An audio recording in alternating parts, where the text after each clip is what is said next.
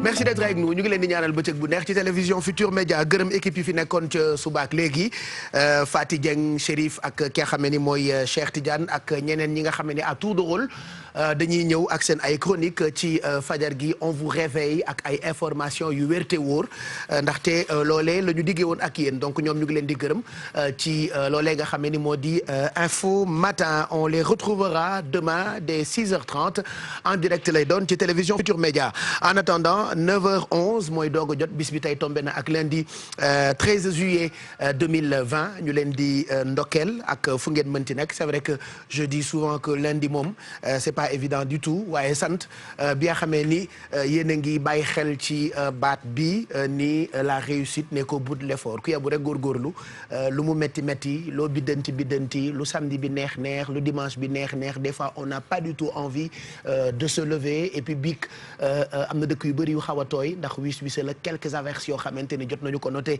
ci ay dëkk donte Sénégal tawagul noonu donc ñu ngi xaarandi taw bi bëri par rapport ak nawet bi mais lu ci mënti am lu fajar gi neex jóg Dóor waar moo war ñëpp et ñun ñu ngi fi pour gunge leen fii ba 11h30 ci première partie bi dernière partie bi nag daañu foo ak yéen ambiance rek lay doon man ak Amina Poté ba 12h30 bu ko defee ñu delluwaat ci série yi ci télévision Futur Média préparé nañu leen ay sujets yu am solo tey c'est le grand retour de Mado ak Maymouna parce que xam ngeen ni bi crise bi tàmbalee ba tey ñu ngi doon def li ñu tuddee télé travail donc tey on retrouve pas Mado sur sa chaise royale mais voilà retrouve à mes côtés c'est vrai que nekk à mes côtés daf la manqué woon quoi que je t'ai manqué ça c'est sûr oh là là j'espère que moi aussi je t'ai manqué et tu m'as tellement manqué gisoon tey dama excité bi ma ñëwee ba tey maa ngi wax yow c'est ton sport mbelelele coow là mais tey dama yokk sport c'est ton sport favori et ton bleu là hein oui c'est comme mon bleu de Maymouna ñun ñetti daal ñoo ñetti doomi pende naa ñun ñoo gën ñii waa Ndiaye ni la saay Ndiaye la duñ ci dugg de mankan yi ay kunka xam nga kunka mooy mankan bu fort li mooy groupe mankan ñun nag ñoo ñetti doomi pendenaar yi dama war a ñëw toog sax seen digg ndax sama bleu xaw na uteeg seen bleu c'est vrai que ñetti bleu yëpp dafa ñëw waaw bii bleu Mitterrand la bii bleu Sarkozy man ma indi bleu Macky waaw ay bleu chef d'état la ñu def tey bonjour Mado bonjour Baye Cheikh bonjour très chers téléspectateurs ak ñi nga xamante ne ñoom laa bokkal plateau bi Baye Cheikh voilà Maymouna tamit mu ngi fi tey on te retrouve pas chez toi mais sur le plateau. sur le plateau Pape Cheikh man amoon leen trop nag xam nga télétravail bi des fois da ngay wéet tu te sens tellement isolé et tout. donc c'est avec un très très grand plaisir que ñu ñëwaat tey ci plateau bi di nuyu ñi ñuy seetaan ak ñi ñu ko bokkal. voilà mais malheureusement jotuñu accoladante parce que c'est interdit. c'est même pas interdit il faut pas le faire parce que bokk na ci mesures barrières yi. bu ñu bëggee bañ a wàllante mais bon voilà ñaa ngi déconfiné wu petit à petit di retrouver wu mais ça va pas dire que da ngeen war a ànd ak relâchement Corombaar Ndiaye ngi fi Mamadou Ndiaye ngi fi et comme d'habitude on démarre avec le point laata point bu bees bi démb dimanche la terewul waa ministère de la santé et de l'action sociale jot na nu génne limuk ñi nga xam ne ni ñoo tëdd ñi wér ak tolluwaay bi balaa ñuy am bu bees on va revenir sur le dernier point Coro bu ko defee boo ñu ko commenté lee bu 10h jotee ñu dellu dem fi nga xam ne ni mooy ministère de la santé et de l'action sociale. bonjour Baye nuyu la nuyu ñu bokkal plateau bi ak téléspectateurs yi ñuy seetaan ni nga ko waxee noonu la niki démb lu ëpp junni ci ay tests def nañ ko 1108 ci ay tests mu yokk buñ ko méngalee ak semaine dernière tests yi nga xamante ne da doon tourner autour de 600 et quelques jàpp 800 et quelques démb def nañ lu tollook 1108 ci ay tests ci ñoom ñu am ci 121 contaminations yu bees Thiès lu ëpp téeméeri nit amaat doomu jàngoro bi nga xamante ne moom moo di coronavirus ci ñoom nag 96 yi ay cas contact la benn bi di cas importé ci aéroport Blaise Diagne 24 yi nekk li nga xamante ne moom moo di ay cas communautaire encore une fois daanaka gox yu bëri ci Ndakaaru wala ci Sénégal plutôt ku nekk jël ci sa wàll Thiès am ci 5 Mbour 2 Saint-Louis 2 ñi nga xam ne ñoom ñoo di waa Dakar Plateau am ci 2 Mariste am 2 Pikine noonu Guédiawaye tamit kazalika Diamaguène ñoo am benn Liberté 6 benn Wakam Yoff Kër Massar Mbao ak Bignona am ci ñoom itamit ku ci nekk benn ci ay cas Dakar di wéy di nekk épicentre feebar bi nga xamante ni moom moo di coronavirus buñ ko xoolee ba tey ci cas communautaire yi nga xamante ni am nañ ko daanaka 8 yi ñoom ñooy fi nga xamante ne moom moo bokkul ci Dakar sinon li ki des yëpp fii la ci capitale bi ñu wax ni itamit démb lu ëpp juróom fukki doomi aadama wér nañu muy 65 ci ay patients yoo xamante ni wér nañu démb ba waroon ñibbi ci seen ay kër 32 mooy nombre de cas graves yi nga xamante ni moom la ñu am ute nag ak barki démb nga xam ne amuñu woon décès démb amoon nañu 3 ci ay décès di ay doomu aadama yoo xamante ne ñàkk nañ seen bakkan fi mu toll nii nag tembe ñu romb lu ëpp 8000 cas bi nga xamee ni feebar bi ñëw na fi ak léegi am nañ lu tollook 8135 ci ay cas ñoom la ñu recensé ci ñoom 5446 yi ñoo daal ji wér 148 yi ñàkk seen bakkan fi mu toll nii tembe 2540 personnes ñoo nekk ci structure hospitalière yi un peu partout fii ci Sénégal ñu leen di faj ci lu jëm ci jàngoroy coronavirus en attendant beneen point 10 heures lay doon incha allah. voilà mu ngoog donc ñu ngi lay gërëm bu baax. bu 10 heures jotee kon ñu dem fi nga xam ne ni moo di ministère de la santé et de l'action sociale d'ailleurs parce que journaux yu bëri ñëwaat nañu ci yokkuteeg limuk ñi nga xam ne ni ñoo amee coronavirus bi ba l'observateur tey maa ngi gis ni séq na waxtaan ak ki nga xam ne ni moo di professeur Seydi yéenekaay baa ngi def ni le nouveau corona plan du Sénégal plan boobule yéenekaay bi ñëw na ci waxtaan bi mu séq ak ki nga xam ne ni moo di professeur Seydi hospitalisation réservée aux plus de 60 ans réduction du nombre de tests vérité sur l'augmentation du nombre de morts le film de la fuite d'un homme de 65 ans infecté au Covid xam naa jaaxle rek ko tax a fax ca fa nu ko interné woon waaye kii di Seydi ñëw na ci ay détails yu am solo yoo xam ne ni bu ngeen ko lire ci l'observateur bi di ngeen ko mën a comprendre surtout par rapport ak yokkuteeg limuk ñiy faatu malheureusement ci Covid 19. même ci Libération tey gis nañu ni ñoom ñu ngi ñuy xamal ni propagation virus bi daanaka dafa gën a yokku fii ci Sénégal ak total bu tollu ci 8000 cas qui sont actuellement dépassés donc loolu ñu ngi koy lire ci français ci Libération bu tey bi avec 253 malades enregistrés ci week-end bi le Sénégal donc qui totalise 8135 cas dont 5446 guéris c'est vrai que ñu bëri wér nañu ci waaye bu ñu déggee benn rek bu ci faatu dañuy gën tiit actuellement am na 2540 yu nekk sous traitement ak 3 nouveaux décès qui portent donc le bilan à 148 morts ça on peut lire ci yéenekaay bi di Libération li ci mënti am rek mooy nañu gën a respecter gestes barrières yi li ci yokk mooy takk masque yi que ça soit obligatoire bu dee nekk ngeen ci ay bërëb yoo xamante ni mënu leen dandante donc obligatoirement da ngeen takk masque yi nag li tax mu mën ñu protéger mooy dégg nañu ni am na ay borom xam-xam yu def ay gëstu di ñu xamal ni bu ñu moyul virus bi mën nañu ko jàpp wala mën nañu dugg ci air bi mën na jaare ci ngelaw li ba dugg ci sunu biir on ne sait pas encore puisque comme je dis tout le temps virus bi dafa bëri ay zone d'ombre dina matem du maté comme ni ma koy waxee tout le temps balaa ca kenn bañ cee def loxo li gën rek mooy gën protéger sunu ay bopp bu ko defee dinañu musal suñu bopp musal suñu njaboot musal suñuy nit musal itam Sénégal parce que bëgg nañu lépp delluwaat à la normale ce qui va être difficile mais nañu góorgóorlu rek ba lépp mën a yemb bu leen fàtte itam am nañu ay xéewal voilà xaalis baa ngi tegee xaru tabaski yaa ngi ñu yeew ci biti am nañ fi daral ku ne sa wërsëg bu nekkee ci ñiy séddale mën nga woote ci numéro téléphone yi nga xam ne ni ñoo ngi affiché wu ci suufu écran bi 88 628 20 20 wala 88 628 04 05 dañuy teel a ibbi téléphone yi bu ko defee ngeen tàmbali di woote 25000 ba 2 millions voilà 25000 ba 2 millions waxuma 25000 ba 100 wala ba 1 million de dama ne 25000 ba 2 millions lépp rek bu ci seen wërsëg nekkee dinañ leen ko baaxee mën ngeen teel a tàmbali di woote ci téléphone bi am nañu fi ay bagues en or.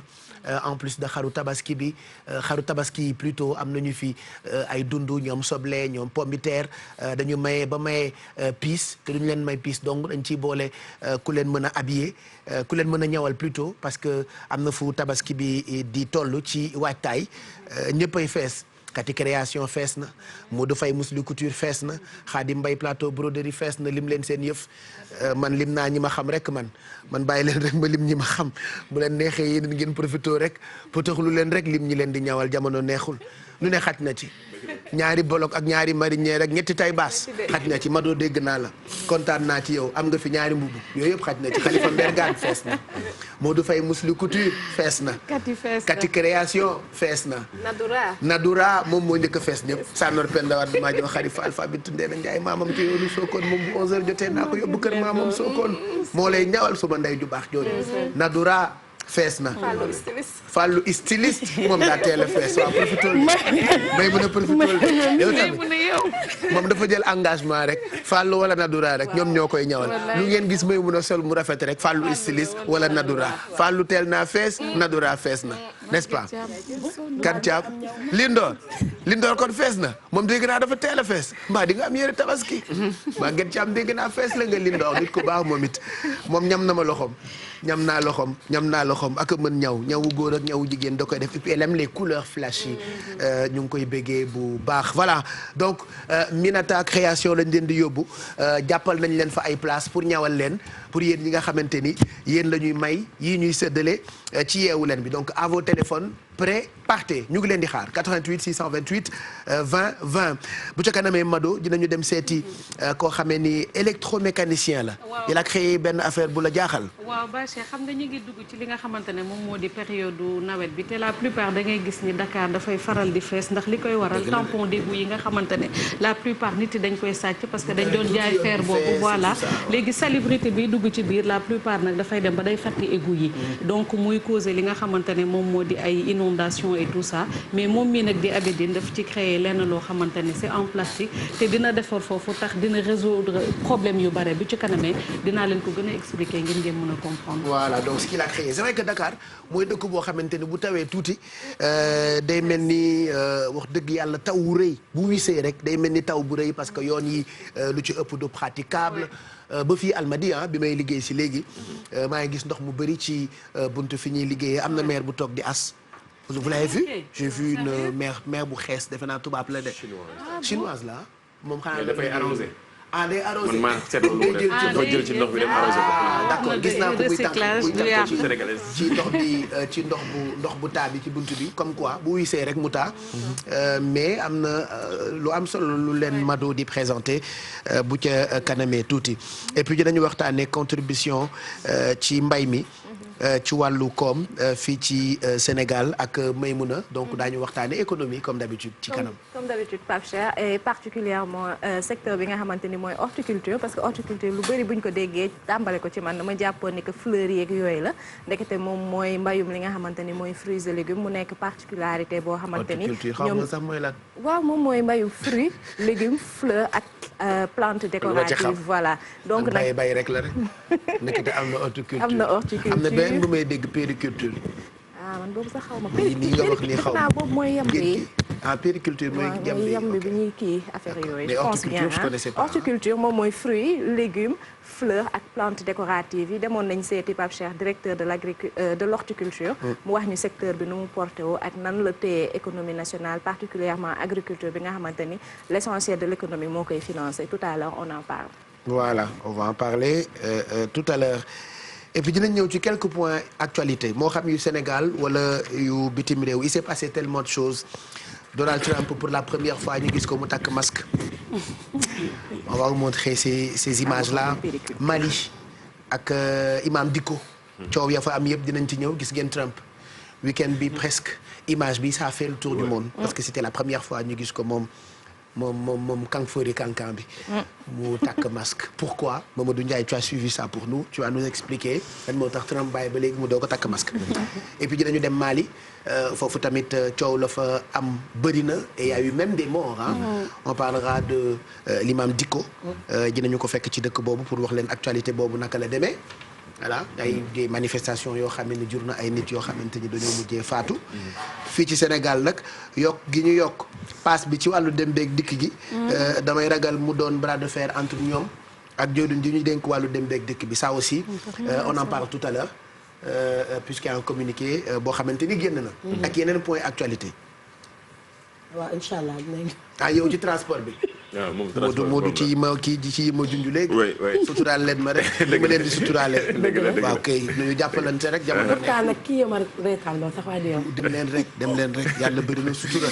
bu ngeen nekkee ak mag mu leen di suturaal. dëgg la da ngeen bu leen ko weer da ngeen ko suturaal rek. wallaay rawatina mag bu yaramam neexul sax. yooyu yëpp ci dugg bu dugg ci samay maladie bu dugg ci sama benn programme de santé. dëgg la waaw demal ci émission bi. dëgg la ci kanam dinañ ci ñëw yaatal ko bu baax a baax. wax nga ko li nga xamante ni mooy image bi wër àddina mooy Donald Trump mi nga xam ne dañ ko gis mu sol masque pour la première fois image bi nga xam ne def na tour du monde. surtout médias américains yi ñëw nañ ci xool joxe ci seen xalaat ci kanam dinañ ci ñëw ak surtout situation bi nga xam ne aussi moo xew Mali. ak Imam Dicko mi nga xamante ni moo jiite mouvement 5 juin. ak li nga xamante ni aussi ay nit faatu nañ ci week-end bi ngi ñu doon fexe mooy jéem a fexe teggi kii di Ibrahima Boubacar Keïta ci boppu nguuru fële ca Mali. dinañ ci ñëw dinañ waxtaanee aussi tàggat yaram ak surtout syndicat des joueurs professionnels maanaam ñi nga xamante ni ñooy yëngatu. ci wàllu football fii ci Sénégal dañoo créé seen syndicat pour la première fois ñoom tamit ñu créé benn association bi nga xam ne ngir xool fexe défendre seen intérêt te loolu nekk na lu am solo ci kanam dinañ ci ñëw yooyu yëpp gën ko yaatal. voilà donc loolu ci kanam lay doon ak transport bi coro n'est-ce pas. voilà ci kanam dinañ ñëw ci transport bi nga xamante ni démb Pape Cheikh peut-être surprise la woon sax ci ñëpp dañu jékki-jékki rek gis ñu publier ay grilles tarifaires yu bees yoo xamante ne waa AFTU wax nañ ni à partir de demain noonu la njëkk yi di demee ñi nga xamante ne nag ñoom ñoo di ministère des transports ñoom itamit seen kàddu yéexul a jóg ndax bi ñu gisee loolu rek ils ont réagi ci saa si pour wax ni ñoom ils sont pas en phase ak loolu noonu et que amul lenn loo xamante ni tënk nañ ko ba war a tax ñu yokku paas yi donc bu ñu moywul bras de fer lay mujjee ci diggante ministère yi nga xamante ne moo yor wàllu wi ak ñi nga xam ne ñoom ñoo di waa AFTU. voilà donc en gros c'est ce qui vous attend.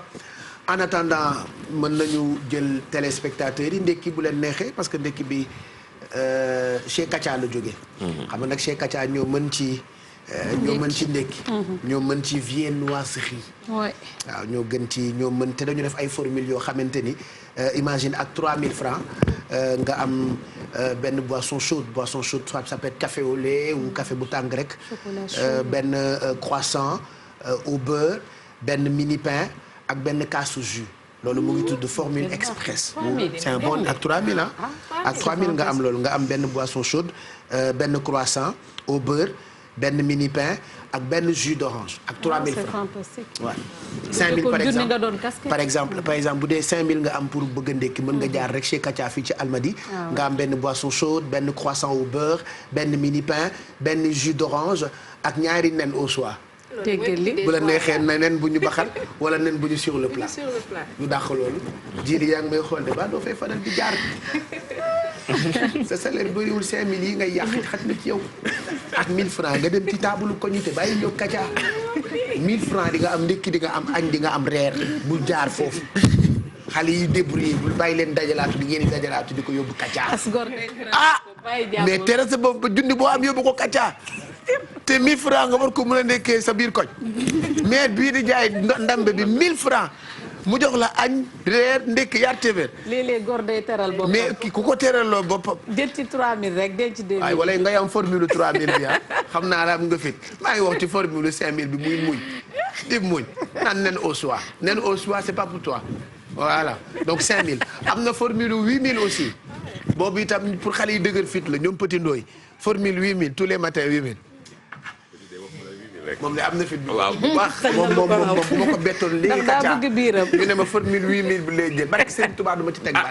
xale bii mën naa ci teg baat moom jili jéeme mi mën naa ko yedd sax ne ko jili. waay no neexu seen salaire bëriwut.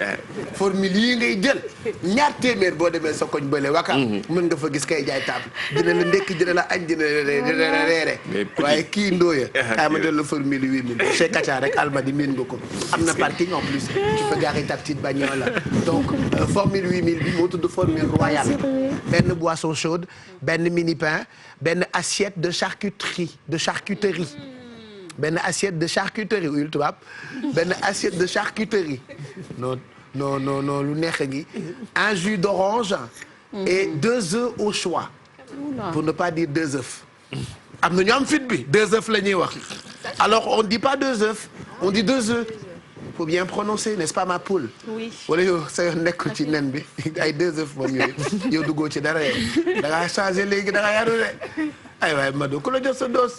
sama yaay daf may seetaan. est-ce que sa yaay la. wallaay taay ñàkkul ni am na koo xaritool rek. wallaay yaayee nekk nëbbu nga ma de daa am ku lay seet si. am mukk yow boole woo ma kenn. kenn ñëwul par ngoon.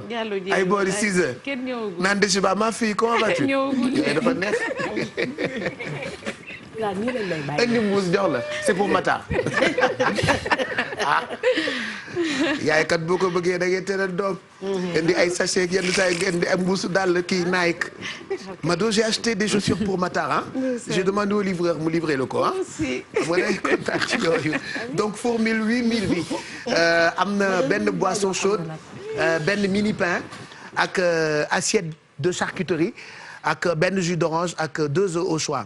et puis bu leen neexee ngeen dem bu leen neexee ngeen woote ñu livrer leen formule yi ma wax yëpp formule bu 3000 bi bu 5000 bi ak it bu 8000 bi mën ngeen woote chez Kacha au 33 820 80 82 wala 77 574 69 87 wala 78 455 55 5 astafurlah 455 50 50 voilà 78 455 50 50 livré leen ma man formule yëpp ñetti xeetu formule yëpp bu 3000 bi bu 5000 bi ak bu 8000 lañ may dama xam Mariama bu Kacha amoo morom rek la may wax te damaa sonn ci merci yi Pape amoo morom rek yooyu yëpp dama cee sonn da ngaa baax Pape vraiment kontaan naa man lii laa yore mooy sama teranga yoru may milliard waaye lamine bi laa yore rek di toog ci télé bi yéen ci yi ngeen yor da leen ma ciy teral ndax lii teranga la Kacha dem leen fa loolu teranga la kat donc yónnee leen ma ci formule bi moo gën Pape amoo morom bu dul jeex je sais que aw ma morom allez 9h32 88 628 22 22 ñu jël leen ci téléphone yi je pense que mën nañu leen may quand même tuuti temps le temps ngeen composé lu xew lan moo xew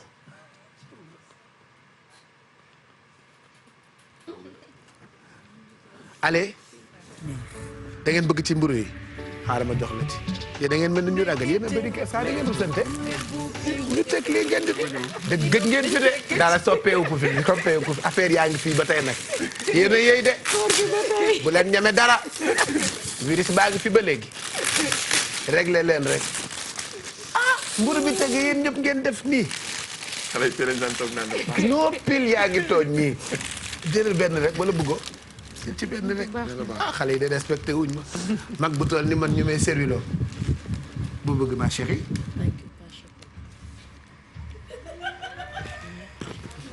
ah waaw waaw xam nga teye fa fukki baaraam nga fi ñëwee boo fi defee ñaari weer am camion baaraam coro du ma fuuy léegi léegi dafa changé ni muy waxee léegi coro léegi day prononcé et puis elle parle comme ça mais day làkk tubaab léegi man loolu comprendre ma quoi waaw jël rek bul ragal yow bi nga bëgg bu ko beneen simple bi waaw merci pourquoi tu es simple moi je suis comme ça oh là là Madeleine ça j'ai remarqué hein yow tu es tellement simple hein allez ñu jël ci boisson chaude yi moo gën a rafet pendant que ñuy ndekki ibi leen téléphone yi nit ñu dugg ñu may leen ci xaalis bi tonton mag ah man de toog yàgg na yàq na sama braille bi te damaa braille woon tey suba matt géej laa defoon assorti sama ceinture ak sama simis ah ouais mais bi may takkal micro bi la voilà voilà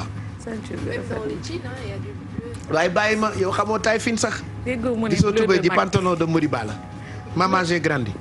moom laa may tey yaay màgg dina la tudd. allez pendant que ñuy ndekki mën ngeen woote ci numéro téléphone yi gaaw leen 88 628 20 20 et puis à partir de 10 heures ñu dem fi nga xam ne ni mooy ministère de la santé et de l'action sociale ah. Petit Ndoye yow tam petit dafa ay formule 8000 kii de la ko woowee formule 8000 jiili bu dem nag maa la ko ñaan rek yoroo baax na am fit invité sa ñaari gel.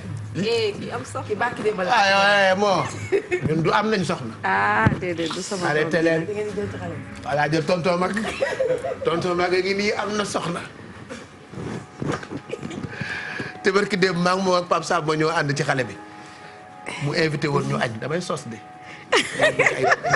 xamu leen sax sos xamu leen sax je vous amène du sucre mes chéris avec du café y a pas de souci man yéen laa bëgg man daal dañu doon toroxal kii de mooy sama primeur man léegi may mun xale bi may primé rek am café gaa gi suukar saa ngi yéen jël leen suukar yëpp saa ñee du ñu am ñee du ñu saf tu veux ça je touche ça avec maman attends je t'amène beneen tu veux une comment on appelle ça une pipette Poulaye dama nga toog sa cabine dañuy ndekki non mais c'est grave allez pendant que ñuy ndekki tonton Mag Alaaji Malick jox leen ñu téléspectateurs yi nga xamante ni ñoo ngi woote ci 88 628 20 20 ku njëkk a dugg léegi ni 50 000 laa koy may ci ndekki bi voilà 50 000 mooy enveloppe bi ñuy njëkk a joxe Mahou j'ai pas d'oreillette c'est quoi le problème derrière hein?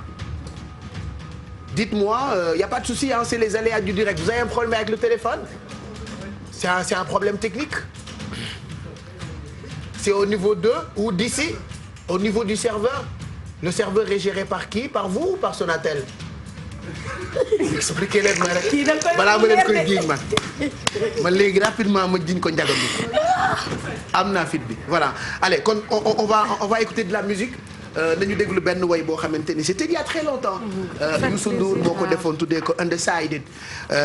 way la boo xamante ni musical bi ak ni mu ko woyee elle est tellement belle la chanson on va mettre ça dans quelques minutes en attendant bu fekkee am na téléspectateur bu nekk ci ligne bi ñu mën ko jël ou bien on vous offre cette bien belle chanson interprétée par Youssou Ndour yeewee leen ko le temps ñuy naan café ndekki tuuti.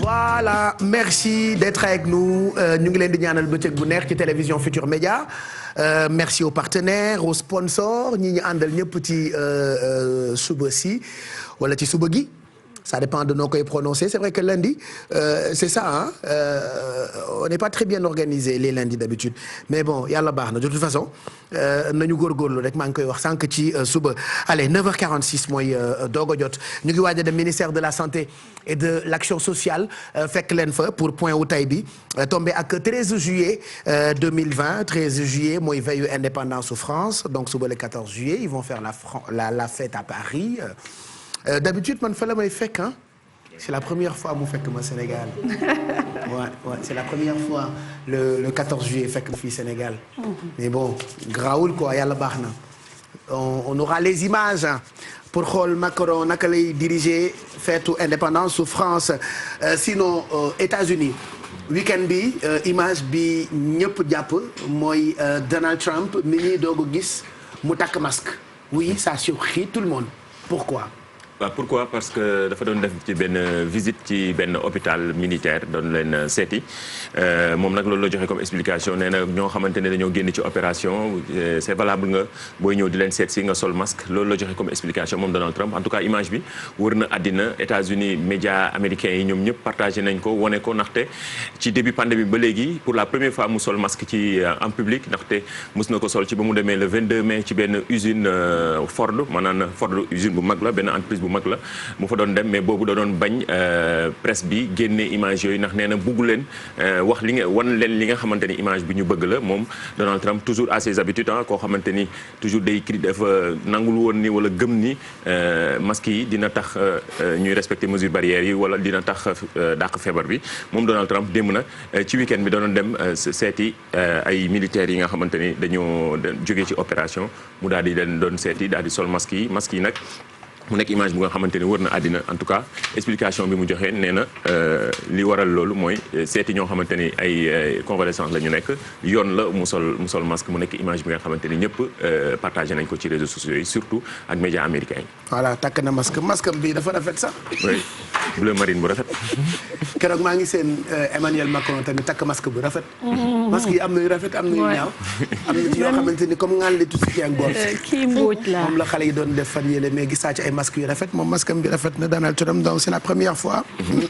ñu gis ko ak masque moom Trump et puis ñu dem Mali foofu week-end bi yëpp itam ñu ngi fay dégg ay manifester jàmmaarloo yu xaw a doy waar ba paraît-il am na ay nit yu ci faatu bu weesoo IBK président bi ki ñu gën dégg ci mbir mile mooy Imam Dicko moom mi jiite mouvement 5 juin fële ca Mali ci àjjuma ji nag ci ngoon gi jotee ay nit ñoo doon manifester dem ci assemblée nationale bi lakk ko daal di koy taal d'ailleurs sax ba ci télévision nationale bi am ay benn parti bu nga xamante ni gis nañ ni manifestants yi jël nañ ko mu nekkoon situation bu compliquée ci àjjuma ji jàpp ci samedi ji ca ba mu am lu tolloog juróomi nit yu ci ñàkk seen bakkan wala lu ko ëpp ndaxte bilan bi loolu la ñu wax démb nag ci dimanche bi ñu ngi doon rob maanaam ñi nga xamante ni ñoo ci ñàkk seen bakkan imam bi nag daal di woote ñu nit ñi ànd ak dal mu nekk loo xamante ni image bu doy waar la ci week-end bi fële ca Mali mu nekk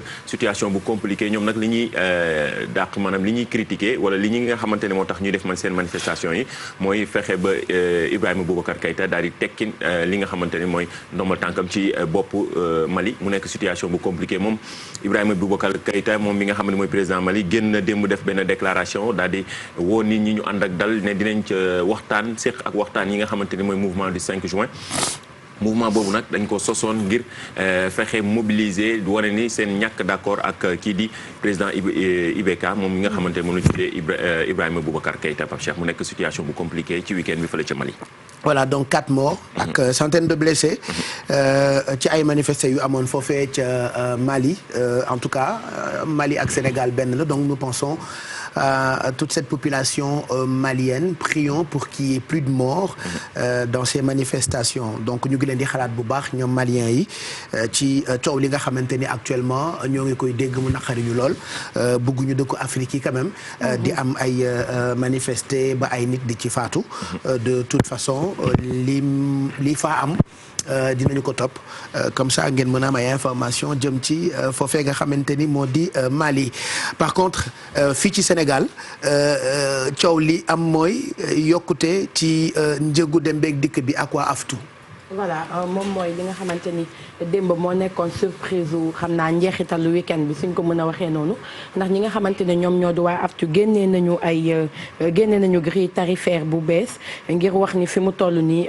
foofu la njëkk yi toll mu doon nag loo xamante ni merloo na kilifa yi quand même ba futu bu ñu tontoo mag mu ne wan image wala kiiwu grille tarifaire bi ñu gis ni que paas yi yëpp yokku fi nga xamante ne moom moo di banlieue bi ba ñëw fi nga xamante ni moom moo di Ndakaaru daanaka amul fenn fu ñu bàyyi njëkk yokku na ci fukki dërëm àgg ba ci 100 francs ci li nga xamante ni moom lañ doon fay daanaka ci loolu lañ ci yokk loolu nag mooy li nga xamante ni moo tax jëwriñ gi ñu denk wàllu transport daal des maires moom Omar Youm ñoom ñu génnee ab bataaxal ngir wax ni ne amul benn waxtaan boo xamante ni dox na ci seen digg ak transport yi bu war a mën ak transporteurs yi bu war a mën a tax ñu yokk li nga xamante ni moom moo di paas yi amul itamit benn dogal boo xamante ni jël nañ ko ci ndax ñi nga xamante ne ñoom ñoo di waa AFTU dañu waxoon ni à partir du 14 muy demain la ñuy yokk li nga xamante ni moom moo di paas yi donc moom jëwriñ gi ji Omar Youm démb daanaka li nga xamante ne moom moo di communiqué wam moom tardewul moom itamit ndax li mu xam ne rek mooy àggaguñu foo xamante ni aujourd'hui war nañu mën a yokk paas yi te crise bi ci ñëpp la metti quand même am na ñoo xamante ni nag explication bi ñu joxe mooy que tey oto yi jëlatuñu place carrément mais ñu ngi jël place parce que norme bi mooy ñu respecter les places assises. place debout yi warul woon am. donc dem nañu ba xëj na def ko bëgg ko def yoon. donc place debout yi ñëpp dañuy taxaw bus yu fees mais aujourd'hui bus yi bu waree jël 23 places boo jëlee 23 personnes mooy bus bi fees na. bu waree jël 32 boo jëlee 32 personnes mooy bus bi fees na mais bu ñu bëggee joxe explication comme quoi place debout amatul donc dañuy yokk paas bi warul demee noonu. donc ñoom ñi nga xamante ne ñoom ñoo di kilifa yi pare nañu ci li nga xamante ni moom mooy lépp lu jëm ci wàllu waxtaan mais en tout cas lu jëm ci wàllu yokku paas du loo xamante ni décidé gum nañ ko pour le moment bu ñu sukkandikoo ci maître Omar Youm mi nga xamante ni moom moo signé communiqué bi ñu génnee démb donc en tout cas te woon na itamit force de l'ordre yi nga xamante ne ñoom ñoo nekk ci tali bi ñu veillé ci que paas yi suba ñu bañ a yokkuloo kenn paas wala ñu bañ a fayloo kenn loo xamante ne ni du loolu nga doon fay espérons que ñi nga xamante ne ñoom la waxal dégg nañ ko espérons que demain jàppante du am ci seen digg ñoom ak force de l'ordre wala ñoom ak clients yi parce que aujourd'hui clients yi yëg nañ ni que paas yi kenn yokku ko donc à coup sûr demain ñoom aussi du ñu nangu ñu fayloo leen loo xamante ni nguur gi àndu ci donc espérons que lépp ci waxtaan lay mujjee mais en tout cas bu situation bi continuer nii mën nañu dem ba ci bras de fer diggante seen diggante ñoom ak ñi nga xamante ne ñoom ñoo di seen kilifa di Omar Youm te xëj na situation la bu ñu mën a éviter. Voilà et puis ci communiqué ministre bi ñu ngi ciy gis ni yokku gu ne yokku tarif bu ne dina doon infraction. dina doon infraction waaw. mën ko yokkee rek dina doon infraction. voilà donc loolu moo jëm ci yokkute bi dina amam du am de toute façon ministre bi wax na def na communiqué donc ñoom it ñu ngi xaar kañ la ñu wax lañ koy commencer suba. demain incha allah. yàlla baax na. yàlla baax na de toute façon communiqué baa ngi jógee ci ministère des infrastructures des transports terrestres et du développement ki ko signé di El Hadj Omar Youm moom mooy jëriñ bi ci boppam loolee itam nañ ci bàyyi xel. allez 9h55 mooy doog a jot merci Thioro dinañu waxtaanee wàllu koom ak mbay mi. Contribution wu agriculture ci li ñu tuddee horticulture on va en parler dans quelques minutes ak Maymouna Gueye tey la bésam moo ko tax a excité fi mu nekk nii ku nekk ak sa bés de c'est vrai que ku nekk sa bés nga am quand même ah. et puis anniversaire dafa neex ci le centre d'intérêt. surtout que léegi dafa xew. voilà. anniversaire dafa xew de. léegi dañ ko gën a xewal. def ay vidéo xam nga vidéo boo jot kii ko dugalaat ko sa WhatsApp. partage riposte dafa neex de. ñëpp di la waxal lu baax. voilà looloo ci neex nag yow tey loo dégg man la. ndeysaan tey sa géer moom gi tout ce que tu entendras sama géer gi man la. di liggéey ak man ba pare jéem a teral. yaa ko gënal xale yi. xale yi du ñu teral mag ñi. waaw amul benn problème. dañoo lakkal mag ñi. vraiment kontaan naa ci yow. dinaa la ñaanal de. amiin amiin dinaa la ñaanal di nga gudd fan di nga yokku te di nga ko yëg. amiin yaa dinaa la ñaanal de te ñun mag ñi loolu rek lañ leen deseel. yéen ngeen di ñu teral rek. ngeen ñu deseel. ñun ñaanal leen ñun loolu lañ leen deseel. loolu lañ leen deseel mais yéen itam ngeen ñuy teral. loolu ngeen ñu deseel. vraiment vraiment donc dinañu ñëw ci. li nga xam ne ni moo jëm ci contribution agriculture particulièrement li nga xam ne ni moo di horticulture je rappelle que moom mooy mbayum fruits yi ak légumes yi. ak ay fleurs et tout ça ak plantes décoratives yi donc on va en parler dans quelques minutes en attendant xanaa rek ñu xaarandi waa ministère de la santé et de l'action sociale pour li nga xamante ni moo jëm ci seen point wu tey tombé ak 13 juillet 2020 en attendant mën nañu xool téléspectateurs yi fu ñu toll ci woote bi parce que sànq maa ngi leen doon bàyyi ci ginnaaw pour ngeen lijjanti leen techniquement yore nañu fi ay enveloppe yoo xamante ni ku dugg rek dinañu ko baaxee 25 000 ba 2 millions ay xaru tabaski itam dañu koy séddale tout au long de émission yi moo xam yeewu leen moo xam seetu bi moo xam émission spéciale yi nga xamante ni ñoo ngi leen koy jagleel ci télévision Futurs Médias xar nag ku sañoon am ko gis ngeen xar yi te ñun suñuy xar dañoo am tur ndax benn xar bu ne am na ku ñu ko tuddee fii ci TFM donc xar yooyu dinañ leen ko woon am na ñoom Assane jël na yëfam ba pare sax xar wi ñu tuddee woon Assane moom jël na ko barki démb ca tuddam ba am na xar bu tudd Ndoy Baan am na xar bu tudd Kolos am na xar bu ñu tuddee Garmi am na xar bu ñu tuddee Oustaz Pape Anne am na xar bu ñu tuddee Alaaji Papa Cheikh mi teel a dem Makka am na xar yu ñu tuddee woon Mamadou Ndiaye mais moom ci yoon wi la dee rey mu dee la woon xar bi moom en route la dee dafa teel a dee mën naa leen ko wan sax de jot naa koo photo aare léegi ma génne leen photo bi j'ai même failli pleurer ah xam nga sama rakk ji nag wax dëgg yàlla dëgg bëggoon naa fu ne Pape Cheikh Diallo ne Assane ne Garmi ñu wane ki ñu ko tuddee mais xale bi moom daal ci yoon bi la deewee xar bi ñu ko tuddee donc photo naa ko keroog bi ñu demee ci daral bi ma ànd ak ñoom Pape Cissé ñoom Anne Marie ñoom Thérèse da Silva bete portugaise boobu dañoo jënd yëpp di dugal xar yëpp dugg Garmi dugg man mii ma dugg laaw la cat Pape Anne dugg xar yëpp dugg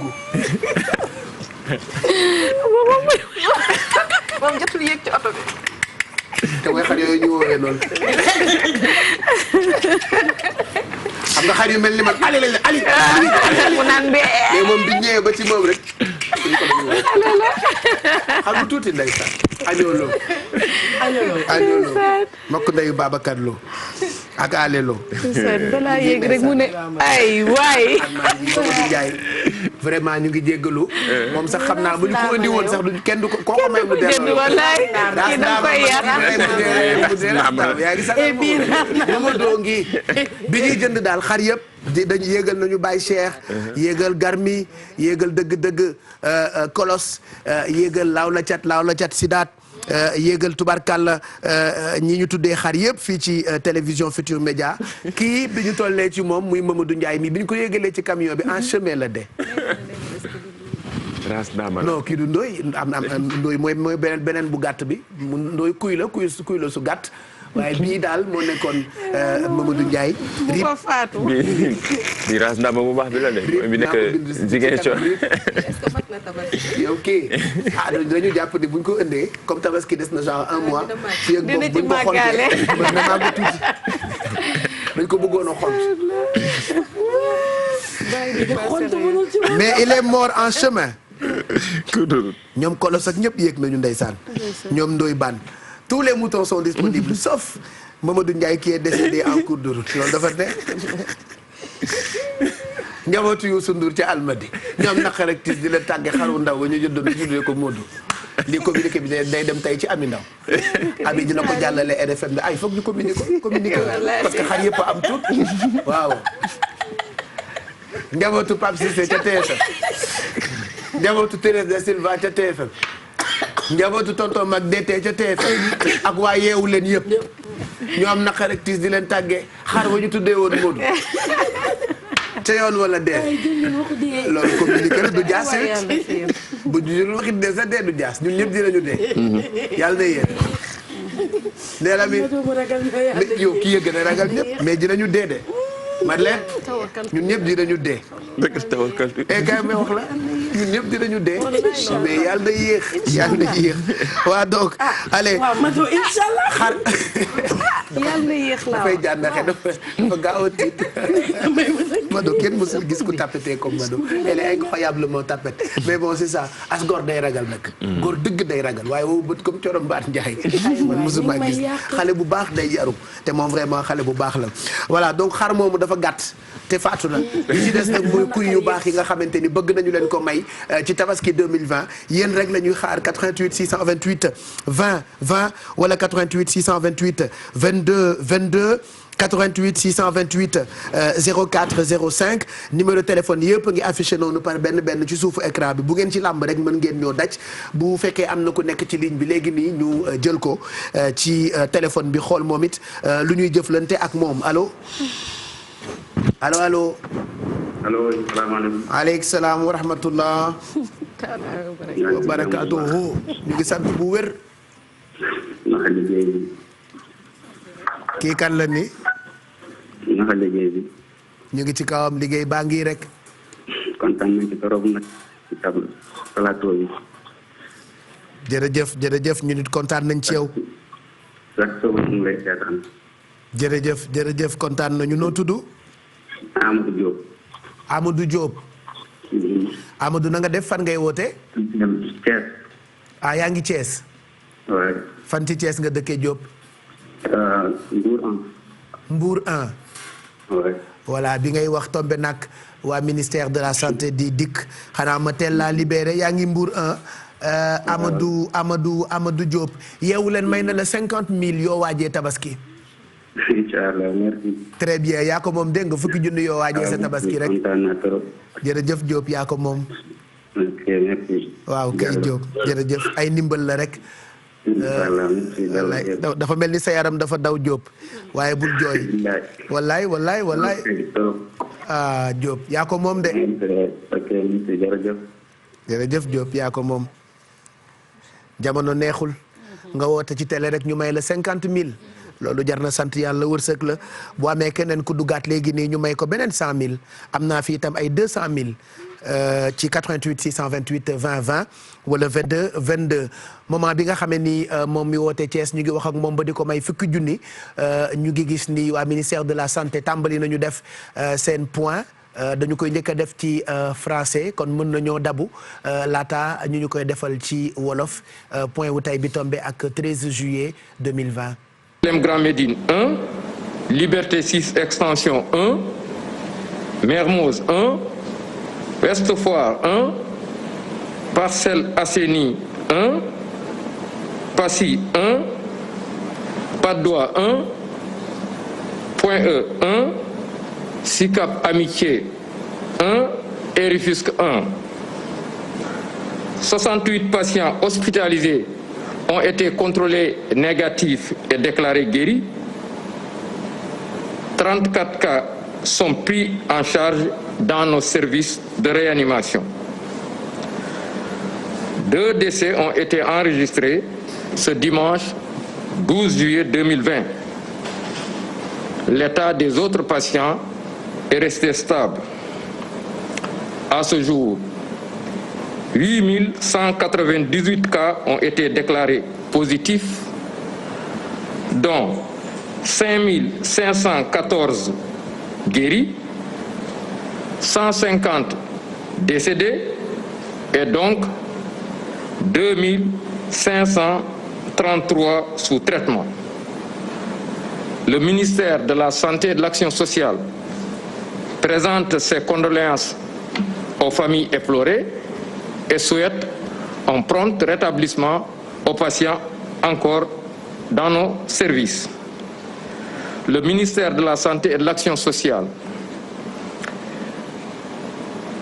exhorte l'ensemble des populations et communautés au respect strict des mesures de prévention individuelle et collective, en insistant particulièrement, entre autres, sur le port de masque, le respect d'une distance d'au moins 1 mètre dans les lieux publics, mais également le lavage fréquent des mains.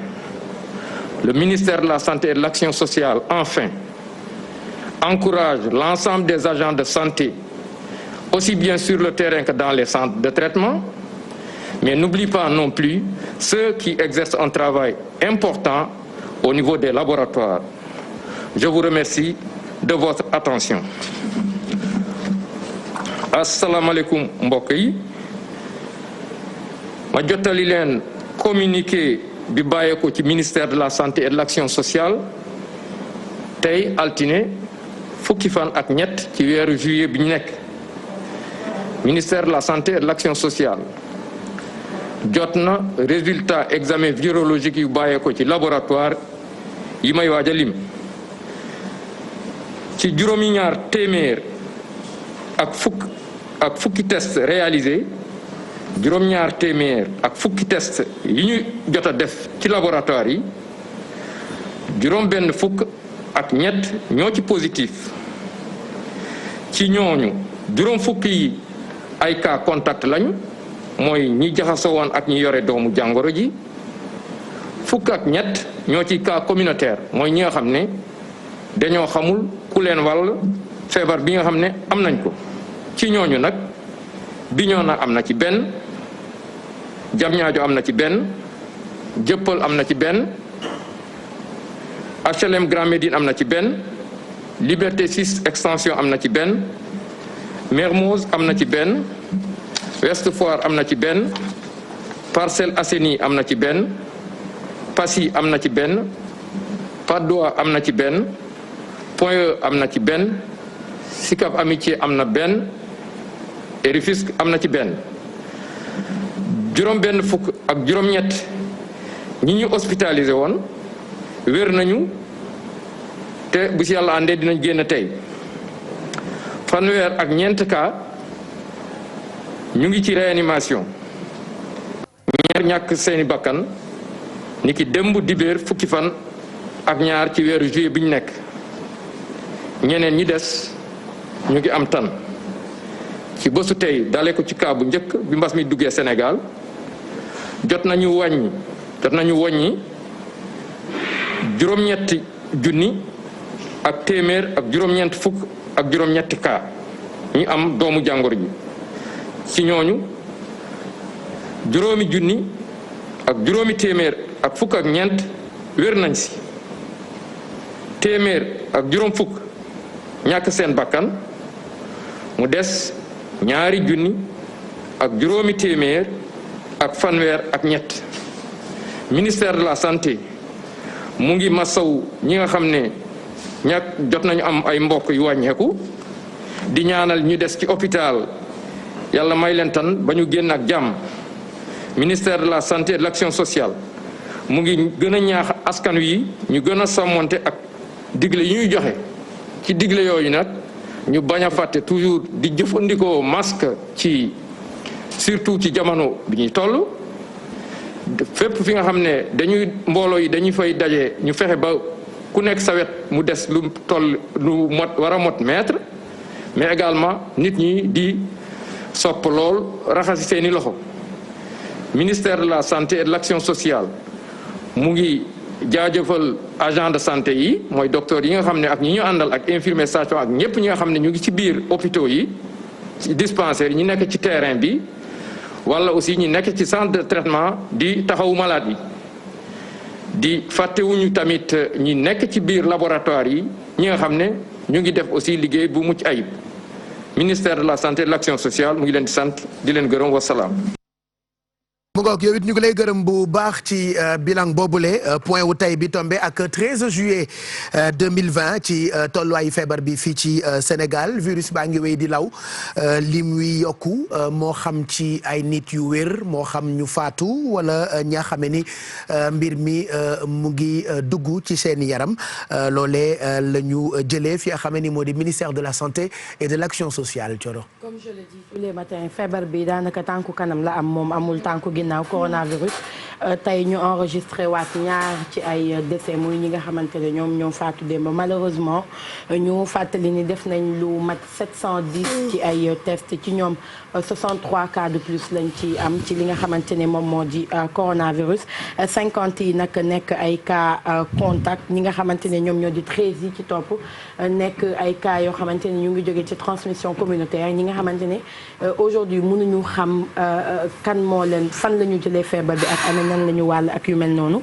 ñu fàttali ne ci ñoom Diamniadio ak Bignona ak Dieuppeul ñoom am nañ ci cas yi bu nekk benn Grand Médine noonu Liberté 6 extension pareil Mermoz Ouest Foire Parcelles Assainies ñoom ak Passy Patte d'Oie Point E Sicap Amitié ak Rufisque ñoom ñëpp am nañ ci ku nekk benn ci ay cas ci transmission communautaire yooyu la aujourd'hui lu tolloog 68 ci ay patients la ñu testé ñu négatif donc wér nañ ba dinañ ñibbi ci seen ay kër ñoom sax ñoo ëpp tey ñi nga xamante ne ñoom ñooy cas yu positif yi am nañu 34 ci ay cas grave mu mel ni 2 moo yokk ci cas grave yi ñu amoon démb 34 cas grave ñoo nekk ci service réanimation comme je l'ai dit tantôt ñaari nit ñàkkaat nañu seen bakkan ci li nga xamante ne moom moo di coronavirus aujourd'hui biñ fi feebar bi duggee ak léegi on est à 8198 cas yoo xamante ni jot nañu ko am ci ay cas yu positif ci ñoom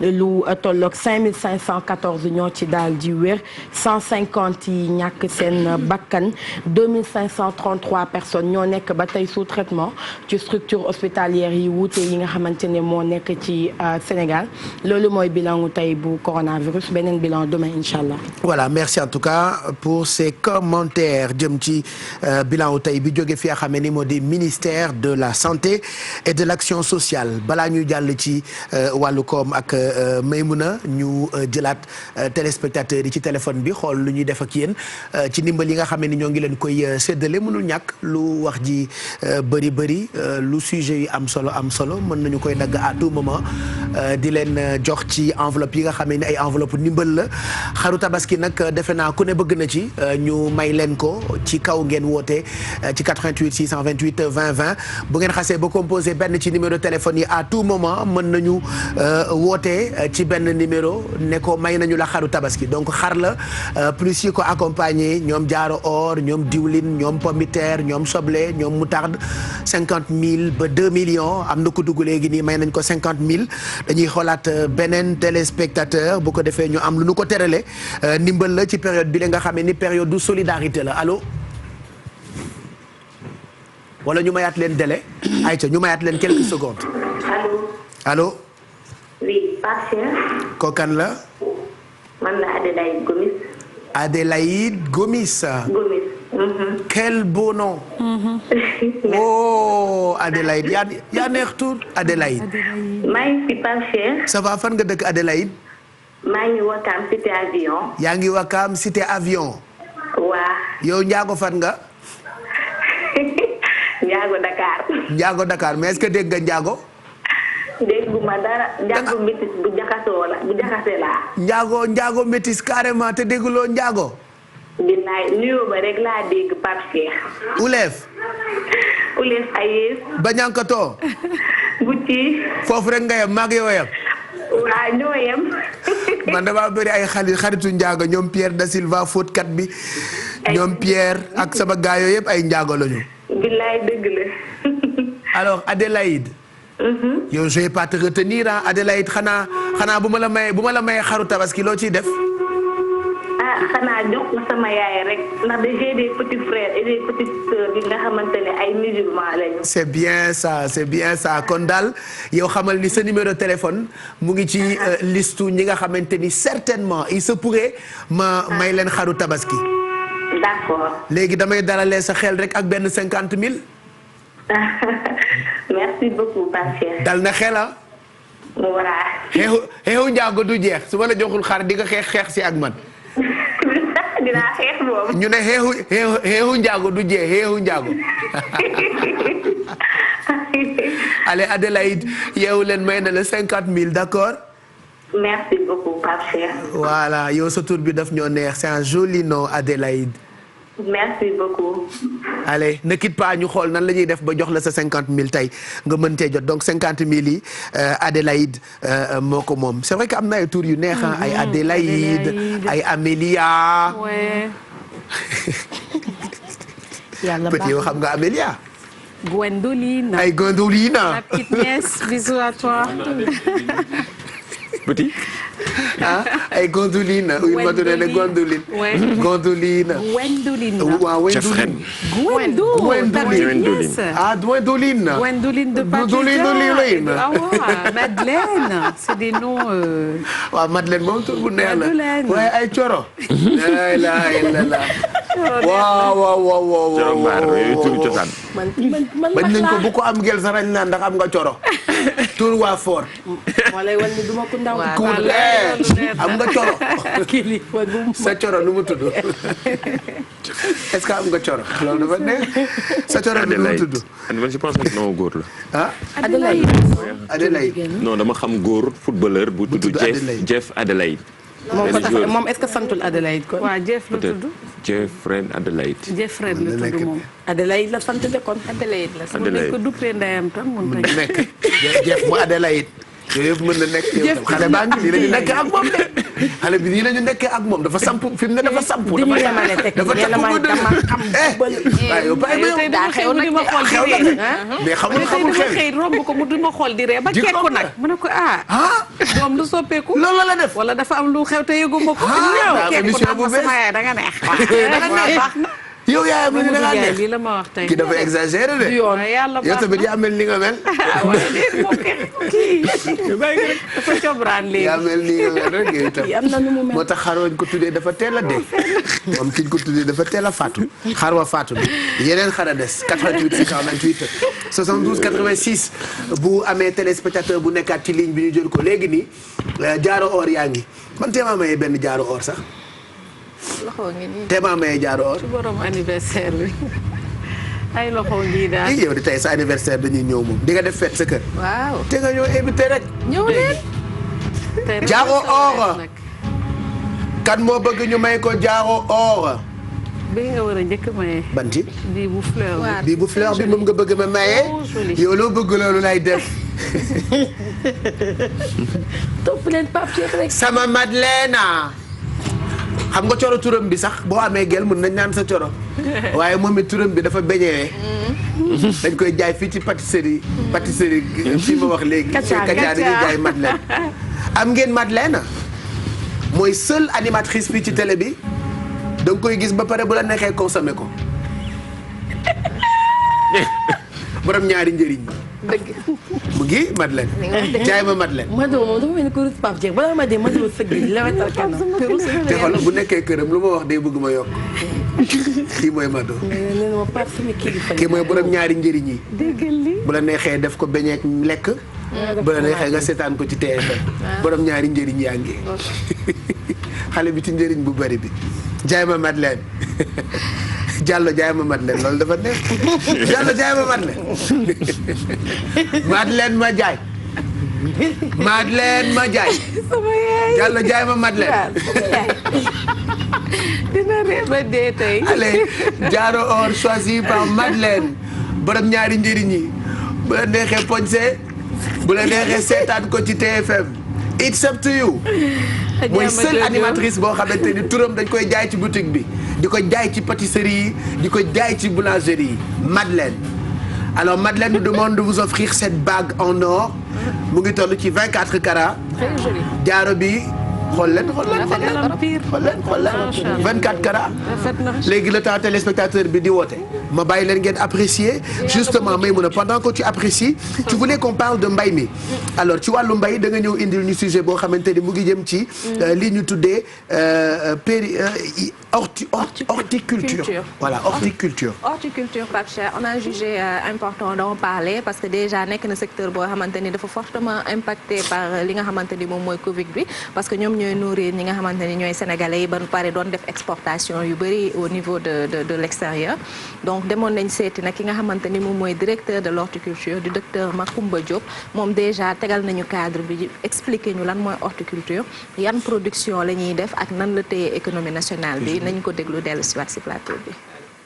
horticulture mooy turu tubaab bi ci ni ñu ko dakkantalee fii ci réew mi ñeenti pàcc ñoo ndar képp horticulture mooy mbéyum légume ñu koy wax ci tubaab culture maraîchère mooy mbéyum fruit mooy meññeef ci mel ni mango banana mandarine nag yu ñu mel meññeef fruit yi mooy mbéyum fleur ñu koy wax floriculture muy njëmbat yu taaru yooyu ñuy wax plante ornementale nga xam ne xëy na du joxe fleur waaye seen melo kaan dafa taaru bu nga xam ne dañ koy def ci ay bërëb pour taaral ko mu nekk nag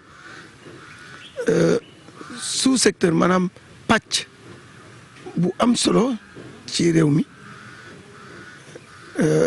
dinaa dellu si léegi ci solo bi waaye pàcc bu xawoon tumaranke ci taxaw ak ci bët biñ ko doon xool ndax secteur boo gis ci réew am na ñu ciy yëngu waaye nguur wàllam mooy jàppale leen ca secteur bi du ma ne kenn jàppale wu ko woon mais kenn da koo xamul woon dafa mel ni bokkuloon ci mbéyum Sénégal te nag mu doon xeetu mbéy mi gën a am solo ci mbéyum Sénégal mbéy yëpp am solo nag mais li ma jàpp man bu dee métier ngay wut pour xale yi pour jigéen ñi koom-koom bu mën a indi bien-être maanaam faj soxla yëpp bokk na ci soxlay dund koom-koom bu indi koom-koom ci buntu bu indi koom-koom ci réew mi nga jaay bitim réew loola meññeef yooya am loo dugal ci réew mi meññeef buy indi wér-gu-yaram ndax légume ku ne xam nga ne ak fruit li ñuy soxla ci vitamine ak minéraux ci wér-gu-yaram nga xam ne mooy ndar képp wér-gu-yaram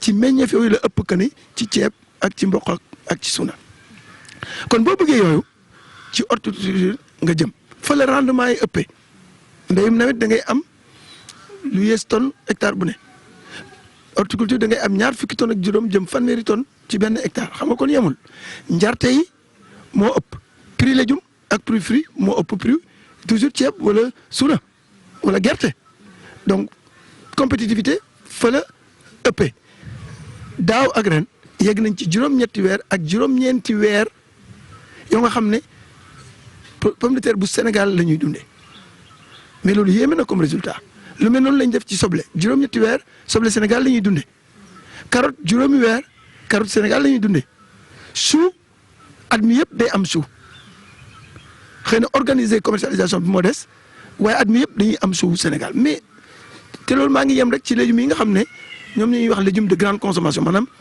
ñoom les Sénégalais yi di gën a utiliser mais loolu bu amee kon jéego am nga jël ci exportation ñu ngi jógee ci 56 000 tonnes juróom fukki junniy tonnes ak juróom benn junniy tonnes ci 2012 yegg ci téeméeri junniy tonnes ak ñaar fukki junniy tonnes ak ñaar ci 2018 ñu ful ko daanaka ñaar lu ëpp ñaar yoon mais loolu yéeme na dañuy wax potentiel ci tubaab dese nañu ci possibilité yokk li ñu ciy béy dese nañ ci possibilité yokk rendement yi bés nañ ci te yokk ñi koy béy kon dafa war a doon buntu tey pour koom-koomu Sénégal maanaam ndax potentiel boobu. voilà Sénégal daa bëri borom xam-xam docteur Macoumba Diouf lañ doon déglu mu doon indi ay mbir ci mbay moomu la ñu tuddee horticulture daañu ñëwaat ak moom ci yeneen point xam naa fi lekk altine bële ndax yi mu ci wax dafa bëri te am solo te bëgguñu bañ leen woon benn ci télé bi donc moom mu ñëw ci point bu am solo ci mbayu horticulture ci horticulture Pape Cheikh docteur Macoumba Diouf nekk directeur de l'horticulture fii ci Sénégal donc moom déjà expliqué na lan mooy horticulture wax yan secteur le concerné c'est-à-dire mbayum légume bi moom la ñuy wax culture maraîchère ak li nga xamante ni moom mooy fruits yi ak li nga xamante ni mooy fleur ak plante ornementale yi loolu mooy horticulture donc nag mu nekk secteur boo xamante ni moom nee na mooy pàcc bi gën a am solo ci agriculture Sénégal te agriculture xam nañ ni secteur économie nationale yëpp moo ci gën a am doole moom mooy gën a employé ba pare moom mooy gën a aussi indi xaalis li nga xamante ni moom mooy koomu dëkk bi te ci biir agriculture boobu nag horticulture mooy secteur bi ci gën a rentable parce que nee na tey bu fekkee lii di mbayum ceeb beeg dugub beeg mboq bi li ngay am ci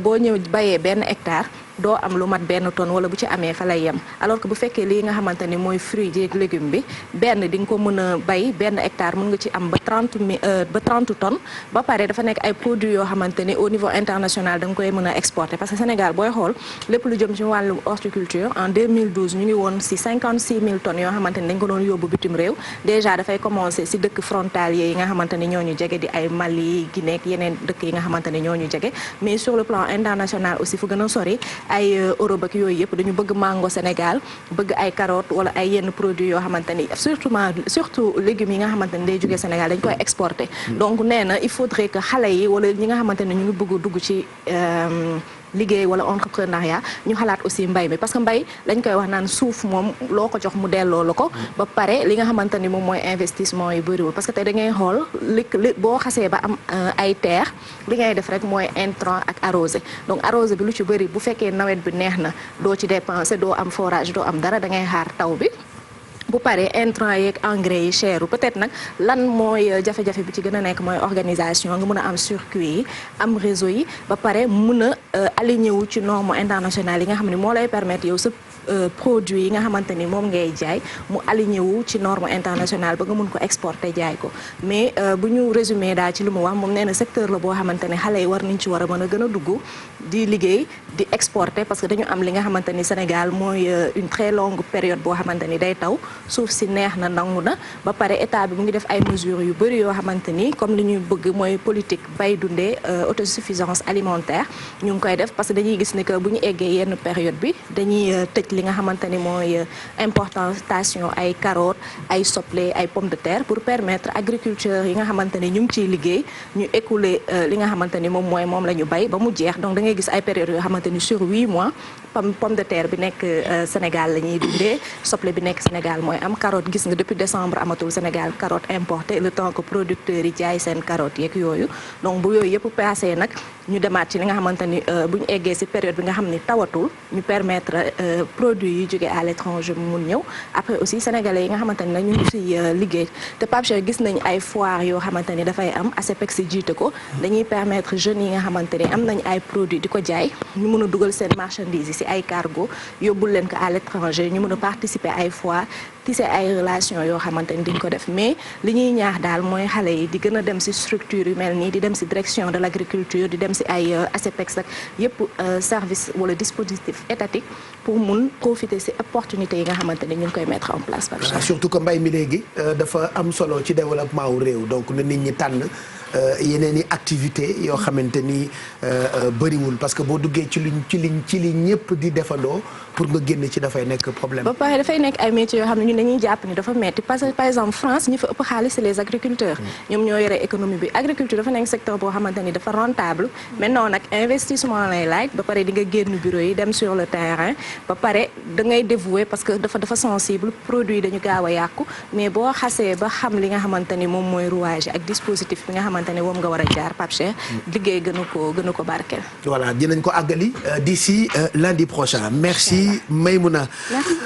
bu leen fàtte ñu ngi leen di xaar ak enveloppe yi ba léegi rek ku dugg ñu am lu ñu la dimbalee 88 628 20 20 ainsi de suite numéro de téléphone yaa ngi affiché wu benn par benn ci suufu écran bi on va parler maintenant sport ak syndicat wu coach yi ñoom am na lu ñu lancé. voilà ñoom footballeurs yi am na lu ñu lancé gannaaw coach yi ñoom ñi nga xam ne il y a 2 semaines juste ba ñu créé seen syndicat ñoom tamit ngir fexe gën a améliorer wu seen condition ni ñuy liggéeyee ak ni ñuy taxawee ci mbirum championnat Sénégal bi footballeurs yi ñoom ci week-end bi ñoom tamit lancé nañu li nga xamante ni mooy seen syndicat mu nekk syndicat bi nga xam ne gis nañ ci ñu leen ñi ñëw di leen jàppale ñu ci mel ne ay anciens internationaux ñoom El Hadji Ousseynou Diouf Ferdinand Coly ñoom ñëpp teewe woon seen assemblée générale bi mu nekk lu am solo loo xamante ni gis nañ ni footballeurs yi daal di koy lancé mu nekk lu am solo mën nañ leen ko dégtal te ñëwaat ci plateau bi.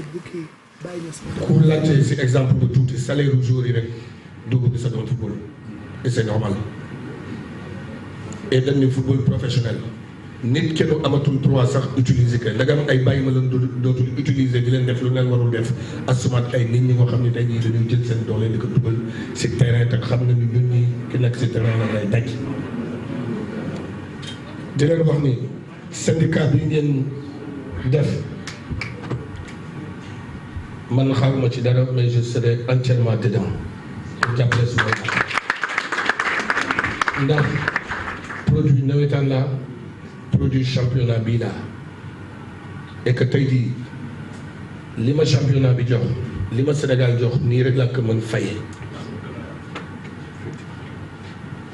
su ma gisee jour yi fii bu ñu demee entraînement du ñu am lu leen delloo wala affaire yu bëri mais loolu lépp tamit lenn rek ko waraloon muy ñàkk organisation. lenn rek moo ñu tax a jóg mooy di jéem a améliorer footballu Sénégal mu jëm ca kanam pour tamit pour dimbali suñu raq yi li nga xam ne moo ñu daloo ñun ba ñuy jouer ñu bañ fa jaar. parce que soo xoolee benn affaire man dafa am benn affaire boo xam ne dama ci am benn jàngat bu ndaw mooy sous région bi seen football moo gën suñu bos. da nga koy bàyyi xel ci Guinée parce que da nga gis Sénégalais bu dem ba Guinée di fa signer contrat wala nga gis Sénégal bu dem ba Côte d'Ivoire di fa signer contrat te ñun gënuñu ñu développer ñun pourquoi pas ñun mënuñu booloo ci benn mbir defar suñu football mu jëm ci kanam. waaw donc ñoom ils ont lancé leur syndicat c'est des joueurs de football. joueurs de football professionnel ñoom wax nañ ko seen syndicat bi mooy fexe ba ñenn ñi nga xam ne jot nañoo jaar ci championnat bi actuellement ñi ngi ci yeneen activité jéem a initier wala jéem a inspirer ndaw ñi nga xamante ni ñi ngi ci biir championnat bi ñu xoolaat seen nekkin xoolaat seen li ñuy liggéeyee surtout du liggéey ñu di liggéey ak inspecteur du travail ndaxte loolu nekk na lu am solo seen kayit yi ñu xoolaat ko ñu am nag ñi nga xamante ne ñoo leen di jàppale ñu ci mel ni ñoom El Hadj Diouf wax nañ ko seen objectif mooy gën a ñoŋal li nga xamante ni mooy footballu Sénégal fexe ba ñi ciy nekk di ci yëngatu comme footballeur yëg ci seen bopp bu baax a baax a baax te loolu nekk na lu am solo. voilà donc mu ngoog après coach yi. ñoom joueurs professionnels yi bokk nañu nas nañu seen syndicat. merci en tout cas Modou Ndiaye. yow xam naa tey ci guddi gi di ngeen ko gën a développé. oui gën ko yaatal tey mais tey di nga sonn parce que avant loolu à 13h di nga def li ci internet. li ci internet oui waaw lan mooy xaar téléspectateur yi. bay ruube bi nag. bu kii jeexee maak Amina Poté li ñuy def suñu foo yooyu bu foo bi jeexee di nga àndandoo ak Mamadou Ndiaye en direct lan mooy xaar téléspectateur yi. li ci internet bi bay ruube bi nag li leen xaar bari na mooy li xew ci internet bi li ngay partagé rek la ñuy jëlaat.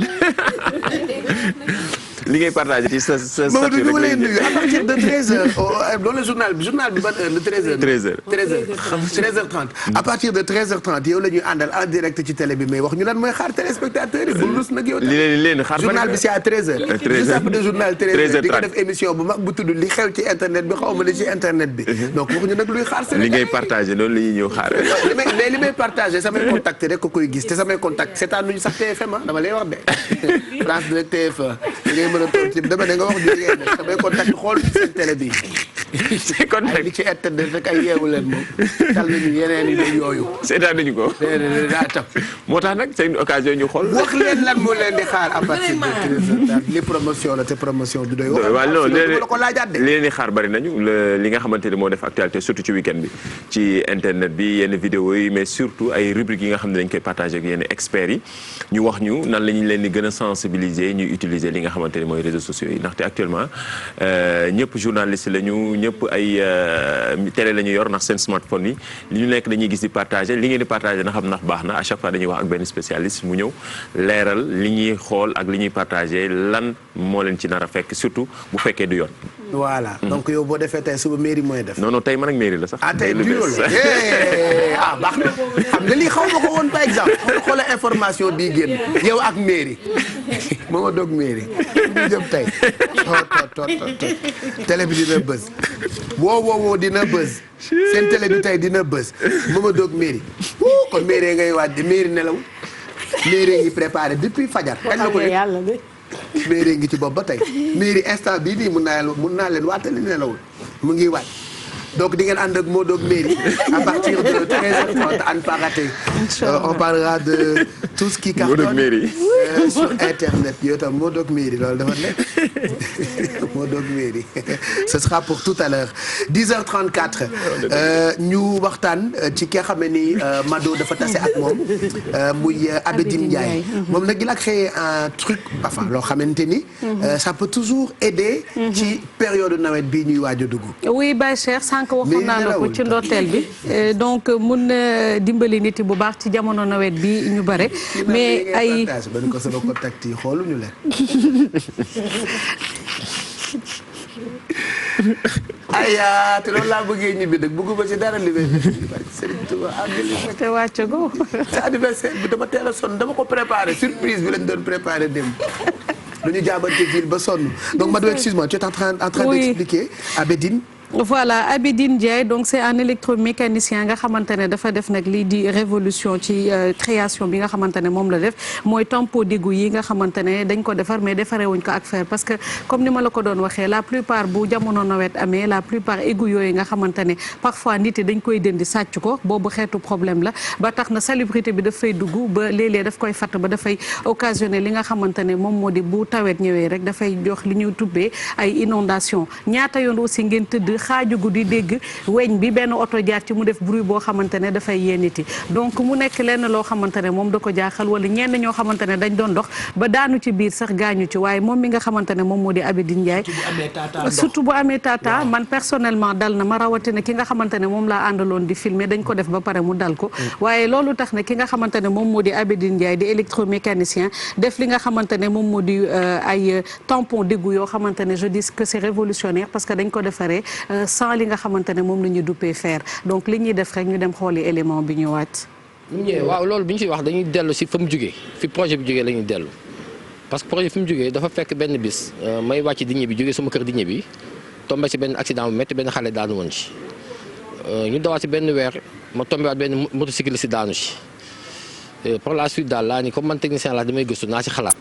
ba léegi rek am na ko ci daanu léegi rek fi ñu am na ko ci daanu mais pas bi ñu def mais beneen façon bi am na ko ci daanu léegi ñu koy masawu aussi. mais li tax mu ñëw daal mooy côté accident yi amoon na te bañ teewee ba gëstu gis nañ ñaata ay milliards ñu ngi yàqu Sénégal ndax loolu parce que bu tawee embouteillage day am bu embouteillage amee kenn dootul dem. waaw yi fi doon nekk nag weñ la fer la fonte ñëpp xam nañ ne lan lay jar li fi nekk composite lañ koy wax composite maanaam ay produits chimiques yu ñu jël boole ko la. et puis alimentaire aussi du produit boo xam ne tey bu wooyee mën na indi benn jafe-jafe ci kiy dund alimentaire composite la lañ jël boole aussi liggéey ci ay at pour mën a am li ñu am ni tey ba nga xam te ne mën na gën a dëgër sax weñ bi ci nekkoon oto yi dañ ci yëg te du gêner kenn amul benn risque boo xam te ne mën na ko indi doomu aadama loolu lañ ci am ci résultat moom lañ nekk di testé nii ñu ngi koy monté nag un peu partout ndox moom xam nga buy taa rek mooy que ni daa am luy dugg luy fàtt égout ba mooy bu égout bi tegee ko ñu sàcc ko yóbbu ko mbali jee ñëw saa ñu ñem si giri bi ñu dugg si biir fatt pax yéen ndox ba doon dem loolu mooy indi embouteillage yi mooy indi fatt bi mooy indi inondation yi day deñ loolu day tax loolu yëpp dootul am parce que ki nga xam ne bu sàccee mbir doon ko yóbbu pour jaay ko bu yëkkatee mbir bi ne ko jëlal ma mayal mu tegal la ko fa dem yoonam parce que amul njëriñ aussi loolu du wàññi mais day dindi li fi nekkoon daf koy dindi objectif bi ñu am mooy que ni accident yi dañ bouchage yu caniveau yi dañ ñongal suñu xeetu dundin ni ñuy dundee bañ a dundee ak taa yi ak yooyu ak yi matt nga xam ne infection yi génn si nawet ñëpp xam nañu lan la bu nawet ñëwee kenn dootul wér lu doy waar la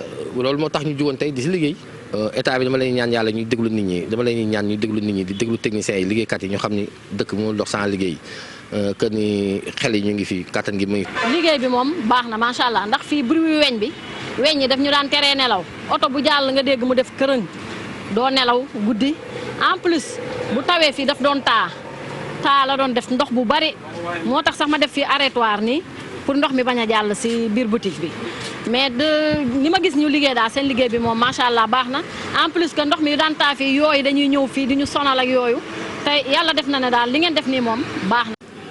Voilà, c'est très pratique hein. Oui. daf ko defar mu nekk plastique. waaw daf ko defar mu nekk plastique lan moo gën a waral sax mu def ko mu nekk plastique parce que wax naa la ko sànq Baye Cheikh bu njëkk ba dafay nekk weñ te da ngay gis gars yi dañ koy jël di ko sàcc ba pare dem di ko jaayaat ñi nga xamante ne ñoom ñooy def ferraille et puis mu doon occasionné ay problèmes yu bare comme ni ma ko waxee ay nit mun nañ ci dox daanu ci wala duñ ko gis wala parfois ordure yi nga xamante ne day nekk ci mbedd bi day dem ba nga xamante ne day naaw fatt li nga xamante ne moom moo di égout yooyu de ce fait bu tawee ndox bi nu mu waree dawee donc du daw ci nu mu waree donc moom nag mu gis ni que mun na créer li nga xamante ne moom moo di mbir boobu muy tompo d'égout yooyu mu def ko à base de li nga xamante ne moom moo di plastique je peux dire nga xamante ne nit ki bu ko sàccee du ko jëriñ dara même pas 100 francs du ko revenir donc moom li mu créé mu nekk lenn loo xamante ne c'est très bien te comme ni ñu koy waxee ci développement réew baax na ay xale yoo xamante ne dañ fi nekk seen xel di màcc ci dara ñuy créer des choses yoo xamante ne c'est révolutionnaire et dafay jëriñ ci li nga xamante ne moom moo di sunu réew donc di waxaat juste peut-être ñi nga xamante ne peut-être ñoom ñoo di seen ay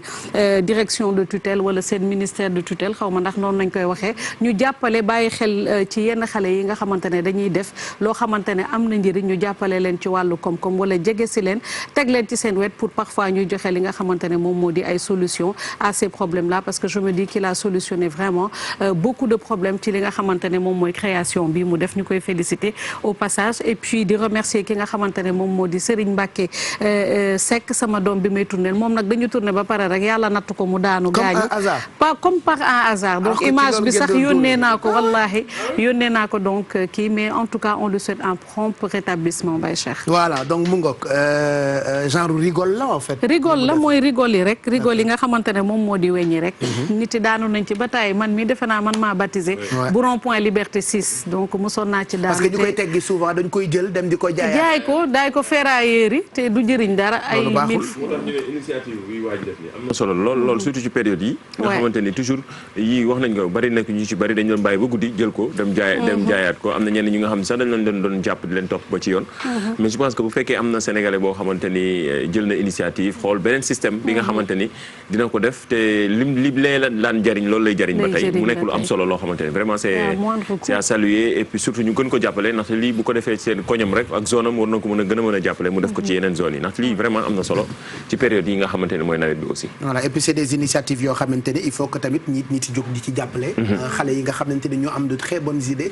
souvent dañuy defar mais du ñu am moyen pour que affaire bi gën a bëri pour ñu mën koo yaatal. et c'est toujours bien ñëpp am ci. ça crée de l'emploi et puis bu ñuy liggéey bu ñuy def genre initiative yi. ñi nga xamante ni toujours ñoo nekk à l'origine du ñu am moyens yi. c'est ça mais toujours dañuy defar seen moyen boobu à chaque fois boo leen seetloo seen koñ nañuy njëkkee. ouais effectivement mais toujours di demander aide pour autorités yi gën leen jàppale ñu gën ko yaatal. ndaxte yi moo tax tamit genre télévision yi aussi médias yi tamit lii tamit liggéey bi lu am solo ndax gën ko wane a fésal. partager ko wane ni ñii tamit am na ñeneen ñi nga xamante ni ñu ngi ci yeneen coin tamit di def liggéey bi nga xamante ni lu am solo la surtout ci période yi nga xamante ni. et surtout c'est quand c'est des jeunes qui le font donc ça fait vraiment plaisir. jàmbur nga koy jox beneen nationalité beneen dëkk. mu ngi jël xaalisam yóbbu ci dëkkam. donc aujourd'hui il est plus important ñu jàppale ndaw yi nga xamante ne ñoom ñooy nekk ci sa réew. parce que du kenn mooy jóge dëkku jàmbur. ñëw développer la sa dëkk. mais tey jii bëri na ay jeunes yoo xamante ne ñu ngi def ay affaires yu am solo. mais malheureusement derrière moyens yi du suivre te ñi leen war a jàppale réellement duñu leen jàppale parce que bu ñu amee marché yoo xamante ne c'est à coup de millions wala à coup de milliards di ko joxe dañuy dem woowu chinois bi wala turc bi jox ko ko. maintenant ça ne veut pas dire que ñooñu amuñu mérite. dafay tax aussi ñu woo ndaw ñi ci lépp li ñuy def. ñu def ko ak xol def ko ni ñu ko war a defee. parce que yenn saa yi mën nañ bëgg a promouvoir quand même ñi nga xamante ne ñoom ñooy locaux yi nekk fii. mais après résultat bi du demee noonu dañuy am problème mu finition ak yeneen donc il est important lu ñu ciy def lu nekk itamit ñu def ci fulla ak fayda ba nga xamante ne tey ku la jox marché wam dina ci am satisfaction bi tax suba nga mën a am beneen marché wala bu ko commandé la ñeneen loolu aussi c'est important. Voilà, en tout cas, soutenons ces jeunes créateurs. Merci Mado ci nii nga ñu présenté Abedine Ndiaye et puis on lui souhaite bonne chance et on pense à tous ces autres jeunes yi nga xamante ni ñu ngi def ay œuvres yu am solo yoo xam ni ku nekk war na ko mën a jëfandikoo 10h43 mooy doog a jot mën nañu continuer ak yéen nag ak seen ay woote pour ndimbal yi nga xamante ni bëgg nañ leen ko baaxee laataa ñuy jeexal dinañu jàll itam ci anniversaire yi ñi nga xamante ni ñoo may mën a géy ñoo bokk bis bi parce que may mën a tay la bésam te ku nekk ak bésam ku ne sa bés nga am donc on va souhaiter un bon anniversaire dans quelques minutes aux natifs de ce jour mais en attendant mën nañu jël tuuti ci ay téléphone am na ñaar ñu maye guma mais loolu dafa tuuti Alaaji Malick nañu dolli bu ko defee léegi nii bu 11h30 jotee Amina Poté su ma fekk see ci beneen studio bi dinañu maye ay xaru tabaski dinañu maye piis dinañu maye jaaro or yooyu yëpp pour bégal leen ci li nga xamante ni moom la ñu tuddee waajal tabaski 88 628 04 05 wala 88 628 65 xar mi Lamine Samba la tudd Lamine Samba nag mu ngi jaay ay xar ah. oui man chaque année moom chaque année voilà day def opération tabaski te xaram bokkul ak xar moomu ñu tuddee Mamadou Ndiaye bàyyi di ko wane Alaaji Malick moom xar moomu dafa teel a dee bàyyil bii nëbbal bii nëbbu ko làqu na ba pare nëbbu ko Alaaji Malick nëbbal bii voilà Pape Anna ngi moom it dañ koy maye Pape Anna laa dum la de waaw xar maa ngi Ndoye Bane ah oui Ndoye il a perdu son papa. ñu ngi koy xalaat di ko masawu. barki démb la ñuy wax ni waaye juróom bu góor dafa génn àddina. moom Mamadou Ndoye Bane maa ko gën a lakkal ci télé bi. lu ne laa koy yàq. mais c'est mon cousin xam nga doomi nijaay ak doomi bàjjan moom loolu rek la ñu mën a séq. dama koy tooñ day encaissé donc Ndoye ñu ngi koy masawu. ñàkk waajur moom ak buñ ci mënti doon moo xam ne wala bàyyi daa miti. ñun ñi nga xam ne suñu waajur yaa ngi fi yàlla na leen fi yàlla bàyyi ba ci kanam. yéen ñi nga xam ne ni seen waajur yi dem nañu yàlla nañu leen dëddoog jàmm te yàlla yokk seen i leer ndax kenn ku ne sa waajur nga am kenn ku ne yaa xam valeur bi ci sa ndey mbaa sa baay. donc Mamadou Ndoye Bane ñu ngi koy xalaat di ko masawu xale bu am jom la te am na yoo xam ne da nga koy xool ci nit ki rek xam ne ci ay waajuram la ko jëlee.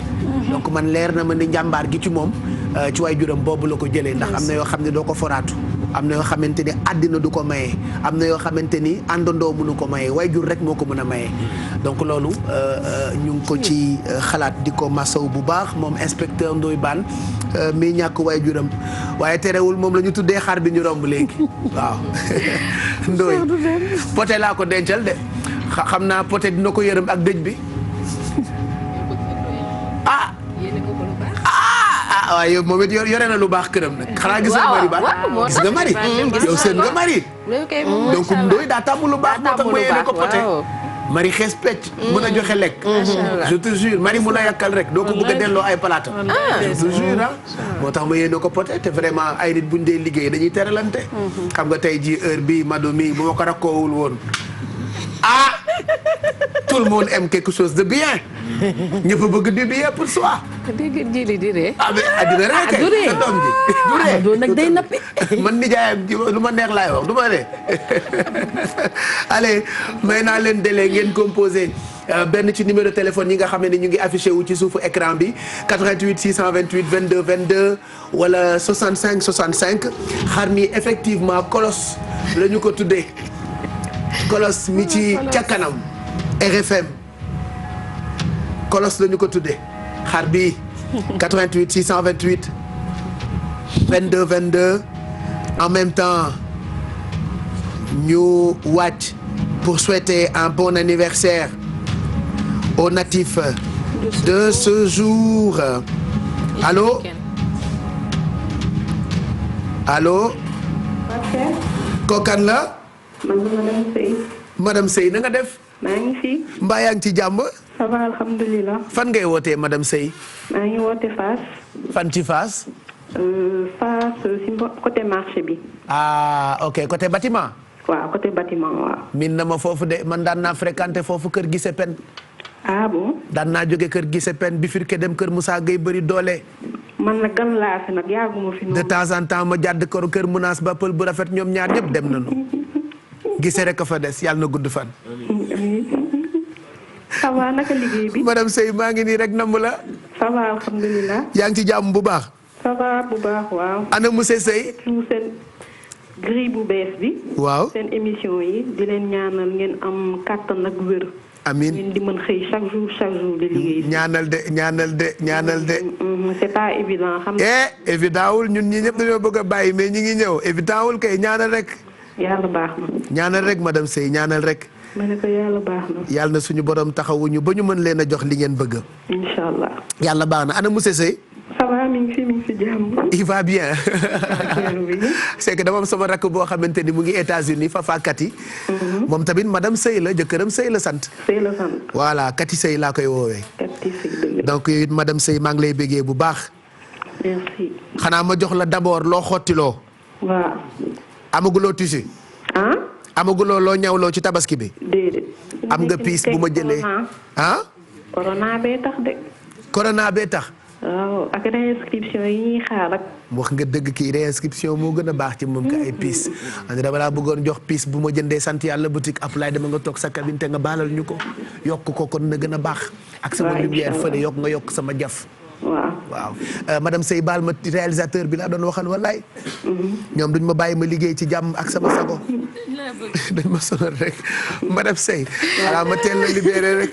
jox la 50 000 nga mottali ko ci inscription xale yi. waaw d'accord. yàlla baax na 50 000 yi jàpp ci.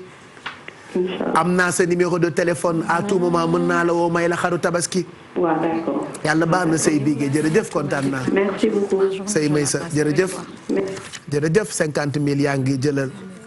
xam damay ab ay maam rek di ko abal góor ñi waa sonn 88 628 20 20 donc tissu yu bu ngi jógee sant yàlla boutique foofu bu ngeen fa demee di ngeen fa fekk vraiment ay tissu yu am valeur ba noppi itam bu ñu leen mayee tissu dañ ciy boole bon de couture bi comme ça ngeen dem fi nga xamee ni moo di Minata création ñu ñawal leen lu mu xat-xat di ngeen am ay place parce que dencal nañu waa TFM place pour ñi nga xamante ni ñoom la ñu may tissu pour ñu mën a ñawlu donc 88 628 22 22 wala 88 628 04 05 ak 88 628 22 22 allez on vous donne encore quelques secondes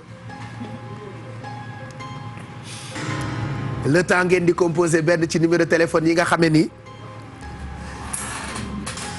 ñu ngi affiché wu ci suufu écran bi en attendant ñuy jeexal ak anniversaire yi nga xamante ni yéen a ngi ñu koy yónnee loolu mënul ñàkk dafa bokk ci Yeewu Leen bi première matinale fii ci Sénégal je rappelle encore que ku dugg léegi nii mën nañu la may 25000 ba 2 millions jaaro or xaru tabaski lépp rek ñu jagleel leen ko ci tabaski 2020 ginnaaw nag yegsee guñu tabaski moo tax ñu tuddee ko waajal tabaski allez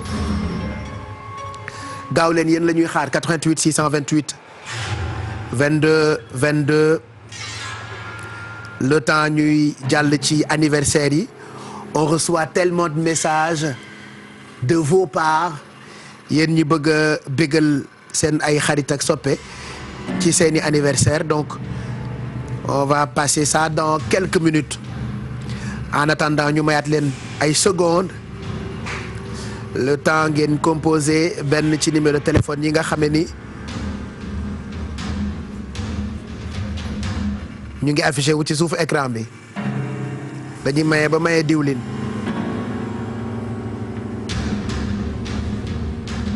voilà on vous donne quelques minutes am leen nu ngeen ko organiser foofu rek je rappelle que ñu ngi àndandoo ak Minata Création ñu ngi ànd itam ak Sant Yàlla boutique ànd itam ak chez Katia et puis am nañu ay jaaro or yoo xame ni dañu leen koy baaxee ci bis bi tey defe naa mën nañ cee profité rek parce que fii ba 12h30 dañuy ibbi téléphone bi ngeen mën a woote on va souhaiter un bon anniversaire aux natifs de ce jour dans quelques minutes 88 628 22 22 wala 88 628 04 05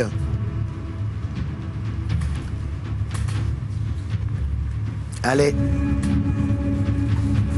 lii ay tissu la yu am valeur tissu yoo xamante ni mën nañ leen ko may ñoo ngi ko jëlee Sant Yàlla boutique jaaro or yaa ngi tege c'est pour vous voilà ku dugg rek mën nga am lu ñu la teralee mado bii la waxoon ñu mayee ko jaaro bi nga xamee ni dafa mel ni fleur yëpp mënoon nañ cee bañ a fekk mënoon nañoo yam ci xar rek ndax période bi période u tabaski la ak waajtaayu tabaski mais dañ cee yokk ay yu baax rek ñoom jaaro or ak ay enveloppe yoo xamante ni 25000 la tàmbalee jëm 2 millions donc pendant que ñu leen di xaar ñu jàll ci anniversaire yi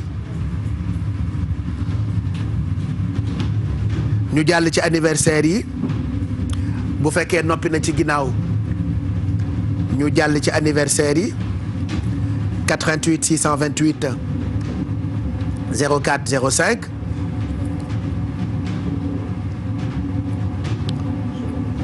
ay ca yéen la ñuy xaar 88 628 22 22 wala 04 05 voilà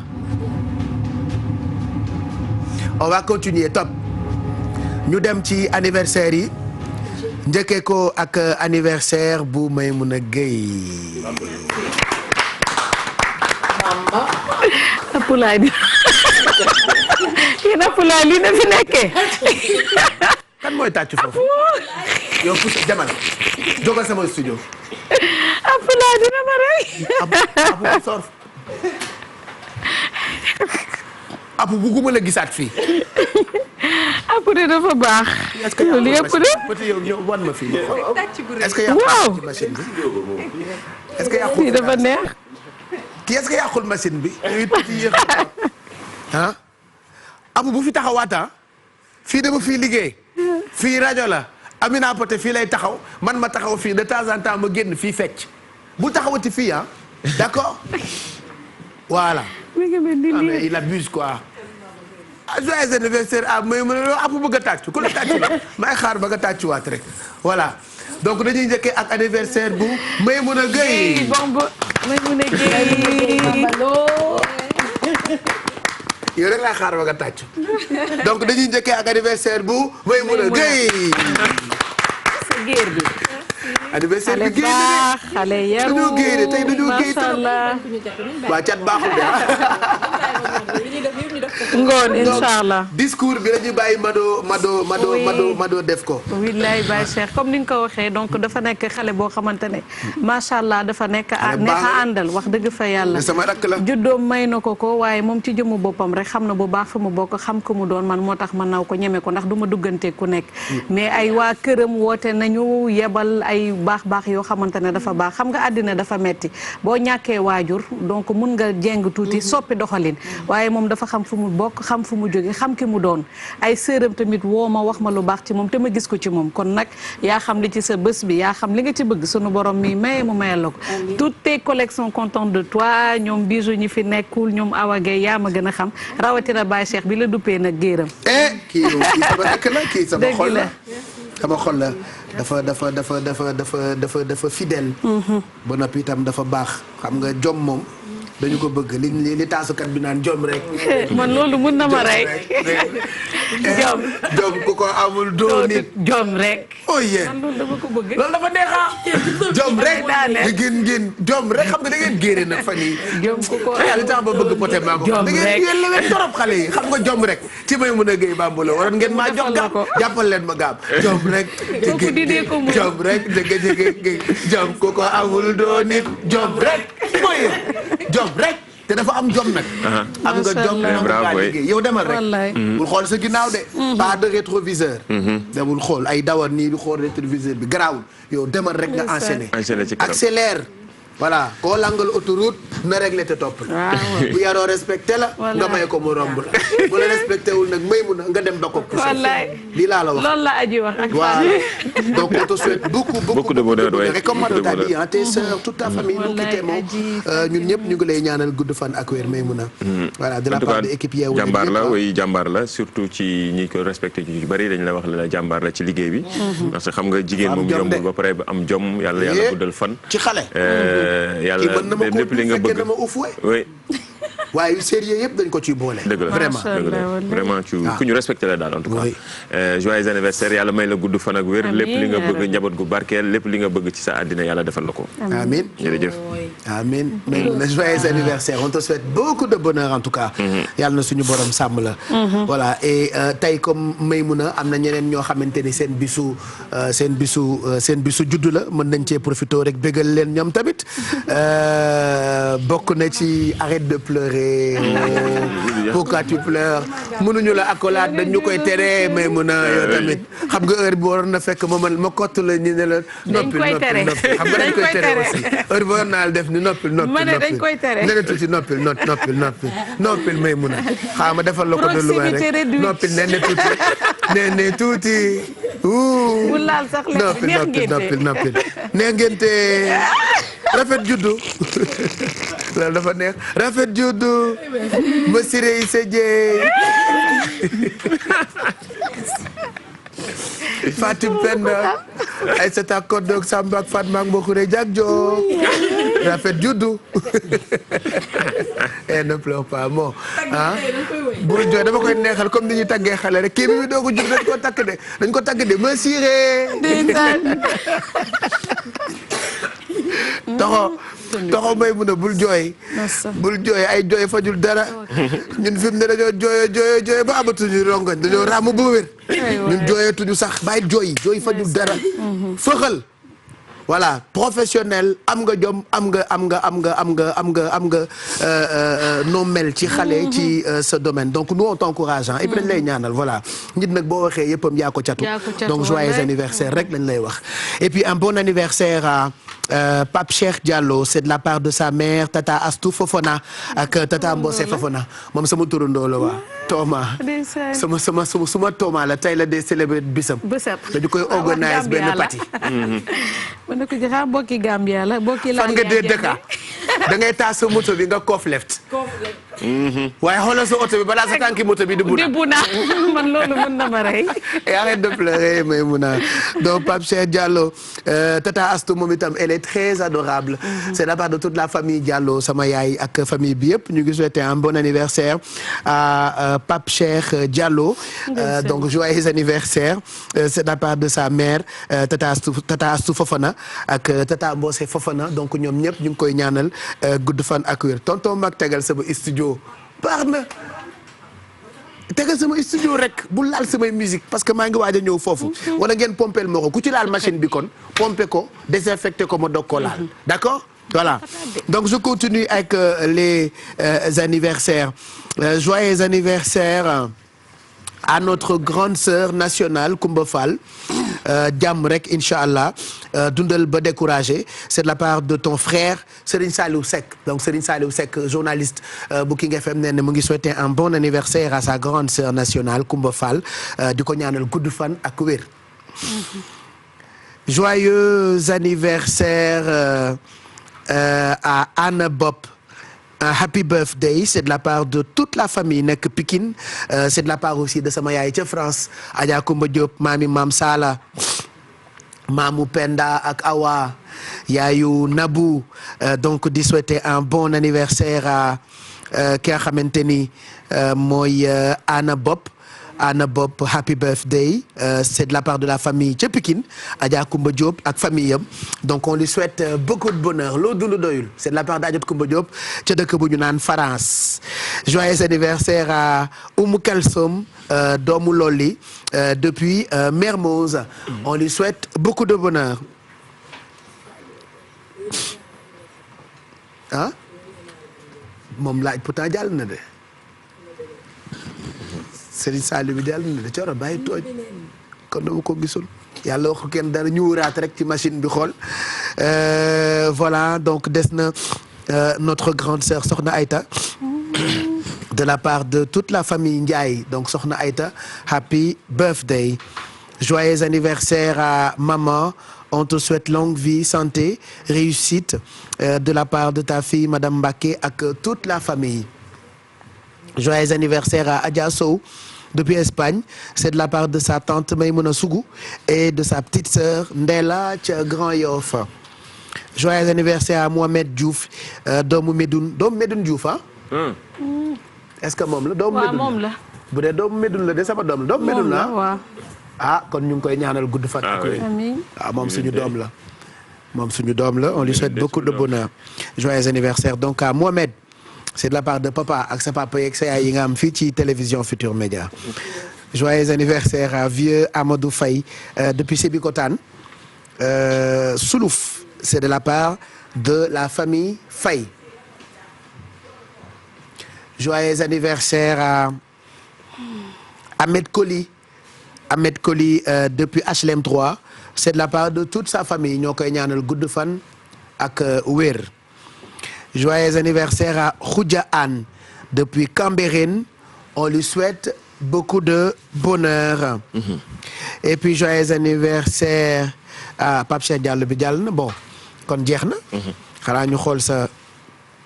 am na benn rek. ñu xool sa yëf rek waaw yow jàllale waale boobu ñu yër bu coro. waaw kii sama jabar la depuis Kolda muy Djina Ene Diao moom mi nga xamante ni mooy madame Ndiaye depuis Kolda di ko souhaiter un joyeux anniversaire dama yéex a jot photo bi xam naa ne ñu koy envoyé pour suba ñu jàllale ko Djina madame Ndiaye ñu ngi lay souhaiter un joyeux anniversaire yàlla defal la jàmm ak xéwal. voilà et puis coro anniversaire u Mariama Seyda la. waaw Mariama Seyda joyeux anniversaire. jàpp ci moo gën a wóor de. Voilà Mariama on te souhaite un joyeux anniversaire.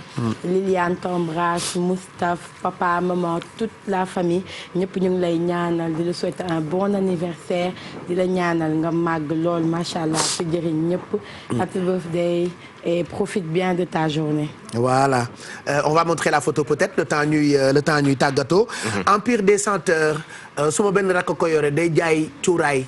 day jaay goowee day jaay santang nee na may mën a ci jooyam yi mu jooy rek am na fa ñaari coffret. déggal li. ragal xale yi jooyandoo. waaw ngi ci jooy. baax na. man Diallo laa sant. dama sëggoon kay xale bi jaay nee na sarxataan.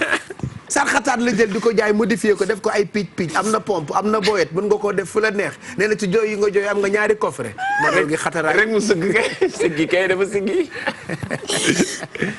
mais bul jooy nee na am nga 4 coffret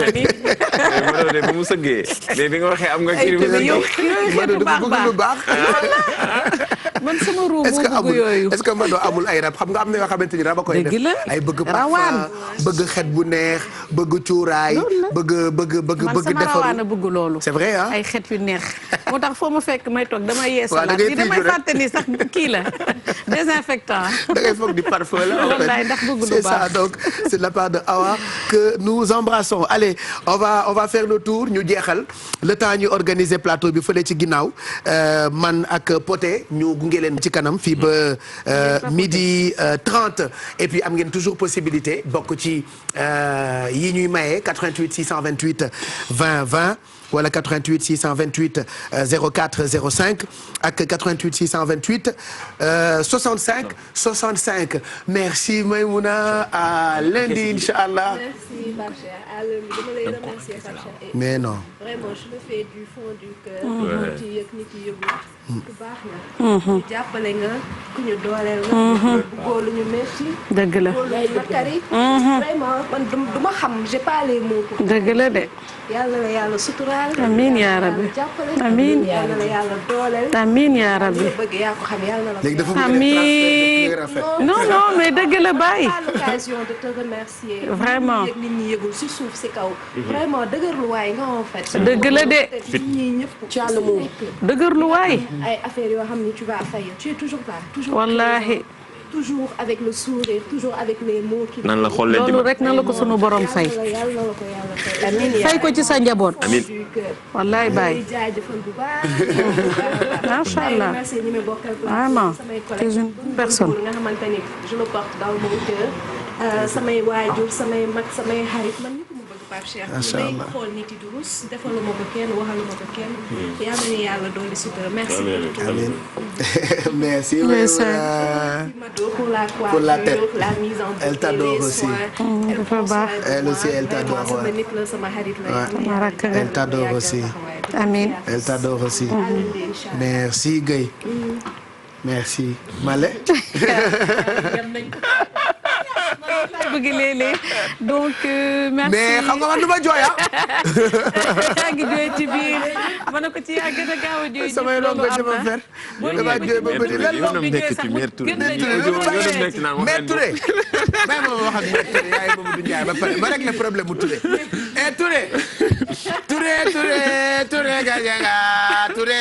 boobu laa koy jox comme calmant damay woye ngoyaat yow léegi. maa ngi wax di génn kaset. keroog dem naa ci studio Papis Konaté bii laay génne de. Mère Touré laay woy. Touré. Allez, merci Mado. Donc, merci c'est un plaisir de te retrouver, cette belle ambiance parce que c'est vrai que ça nous a beaucoup manqué machallah. Juste pour montrer que vraiment nous formons une famille te yàlla na yàlla laf cat. Donc di remercier l'équipe de Glam Style by Mado donc ci coiffure bi joignable au 77 552 39 78 Fatlay Ndey Diop Magui ak Mami et puis remercier qui m'a habillé tey Adams Beauty donc elle est joignable au 77 701 04 66 pour les grandes tailles c'est vraiment ce numéro qu'il vous faut. Voilà Empire des chanteurs ak Awa jox na Maymuna ñaari coffret Ndeya woyofal Baye Ndeya moom tamit nee na elle t'offre une tenue pour ton anniversaire. Oh. Machallah coffret bi ñaari nga dégg. Ndeya Sané woyofal Baye Ndeya may la ko yàpp yooyu yëpp da koy def. sama mag ji borom coffret bi limuma message bi. Ndeya déedéet pas Léa déedéet borom coffret borom jooy borom coffret bi. liiral bu baax xaaral ma xoolaat. da ngay sol say lunette tam. waaw bët yi baaxagul de. bon nee na moom tamit elle t'offre. man benn rek doy na. am nga coffret kon. ok Empire des chanteurs. merci Maymouna à demain inchallah coro ba suba inchallah merci Baye à demain inchallah di def comme tout le monde souhaiter bu baax Maïmouna un bon anniversaire ñaanal ko parce que xam nga nekk dafa metti mais Maïmouna elle est tout le temps souriante man par exemple dama ko sonal ba nga xam ni lundi matin lu nekk laa koy wax tey par exemple fajar laa woo Maïmouna 5 heures du matin xaw ma et c'était dans le cadre de Yeewu Leen. da nga amul jëkkër rek moo tax nga libre di woote ay 5 heures du matin foo doon toll ci sëy. ban heure ngay tëj sa téléphone. ay midi. kenn du ko mën a jot. foo ko woowee mu répondre. ay midi les réactions. kii da koy woo 2 heures mu woo yenn saa yi mu woo ba 3 heures. da koy mujj bloqué. ndeysaan sëyegoo moo tax xale bi. waaye yal na la am li yal na la dal. xale nga rek moo tax sëyegoo boo sëyee. sa téléphone di nga ko taal midi loo nekk journaliste. donc tu remercier Maïmouna c'est ça vas-y continue. moom kay del ibbi sa téléphone heure yëpp rek. donc merci pour. li Amina Poté naan sama sëy ba le passé xam nga moom nag moo gën a neex ñëpp ku neex a ngi waaj a ñëw accompagner ma ci télé bi léegi nii Amina na ngay def mu ne ma xam nga sama sëy bële kooku gën a neex ñëpp ku neex mooy waaj a ñëw léegi waaye yow Coro yaa sëyagul rek xamagoo li ci néegu sëy moo la tax a libre noonu boo xamoon néegu sëy doo may mun a mi ay 5 kër ñàkk xam rek moo waral lii yow duggagoo néegu sëy boo ci duggee di nga ñu woo ay midi néegu sëy ñu ne la néegu sëy dafa xat dëgg la de kii kay xale la ki xawagul li xew waa continuel gërëmal ba sama rakk ji ma siree demal nga di 5 heures nga ko woo. je disais liggéey dafa metti surtout bu ñu nekkee ay jigéen mais quand même elle fait partie peut-être des personnes yu nekk ci kër yoo xamante ni duñu changer donc Maïmouna chaque jour man lu nekk laa koy par exemple may doomu bàjji la même temps ma dugg ci digganteem ak Mado ruube leen mais quand même elle garde le sourire xool sa loxo ngi ci soos Maïmouna daf la yab nag sa loxo ngi ci soos Maïmouna sa loxo fu mu ne yow waaw kañ baax na ñaf boobu du jógeti ci fii ñëw fii Pape bu leen yàq sama wax ju baax sama rakk ji kaay ma accolade la doonte corona c'est interdit dafay tooj yéen say ma ruube leen ma doon naan ma su xam nga man mënuma tontu loolu segam rey ma may mën a ne ko rek sa loxo gi ci soos non loolu dara dama dégg soos ma do ko daa jékki-jékki ñu ngi ci télé waaw yaa ngi ci télé bi ba pare gaare kat astafurlah ñu noppi amiin yaa rabbi ay waay amiin sa loxo gi ci soos jot na de voilà donc yal na yàlla yàggal ànd bi te seytaane gën di ñu sori parce que nekk dafa metti xam nga te dafa yàgg donc foog ñuy comprendre ante ak di muñal ndax man ku nekk ma di ma muñal wow naa bët dag naa ngaam malgré tout ça dañuy nekk ci ambiance bu bien donc yal na la fi yàlla bàyyi xam nga yokk wërsëg yi parce que nit ku baax nga man may mën a dafay baatale ay xaalis ma doo wër na ko wallahi azim sama géer la bu ko neexoon mu ne am xam naa dama di magam rek vraiment man daal dina ma jege mais mu ne dina ma jege bëgg ma tubaar fakkaat la waaye ñaxam daal laalaguma ko ñaxam te ñu ngi bëgg yàgg nag da ngay dégg mbaaxam rek waaw mbaaxam dama koy dégg rek nag donc merci Thioro inchallah inchallah merci à Timat pour la tenue madame Dramé merci beaucoup et à demain pour beneen Yeewu Leen inchallah voilà on va se quitter dans quelques minutes ak Coumba Gawlo mais fàtte woon nañu anniversaire suñu benn nièce Aïda Ba madame Diop normalement la photo elle doit être disponible derrière c'est de la part de Alice Newman ça c'est la sœur ñu ngi koy nuyu di ko fóon di ko bégee donc joyeux anniversaire à ma nièce chérie Aïda Ba kooku mooy madame Diop c'est pas grave on mettra la photo parce qu'elle est venue un peu tard loolu moo tax mais grawul en tout cas Alice Newman nee na mu ngi koy souhaiter un bon anniversaire peut-être demain matin on mettra la photo pour rattraper wu joyeux anniversaire à Mariama Seyda c'est de la part de ta femme Liliane ton frère Moustapha de la part aussi de papa maman ak toute la famille Mamadou Ndiaye merci et à tout à l'heure ci li ci internet bi merci beaucoup Pape Cheikh.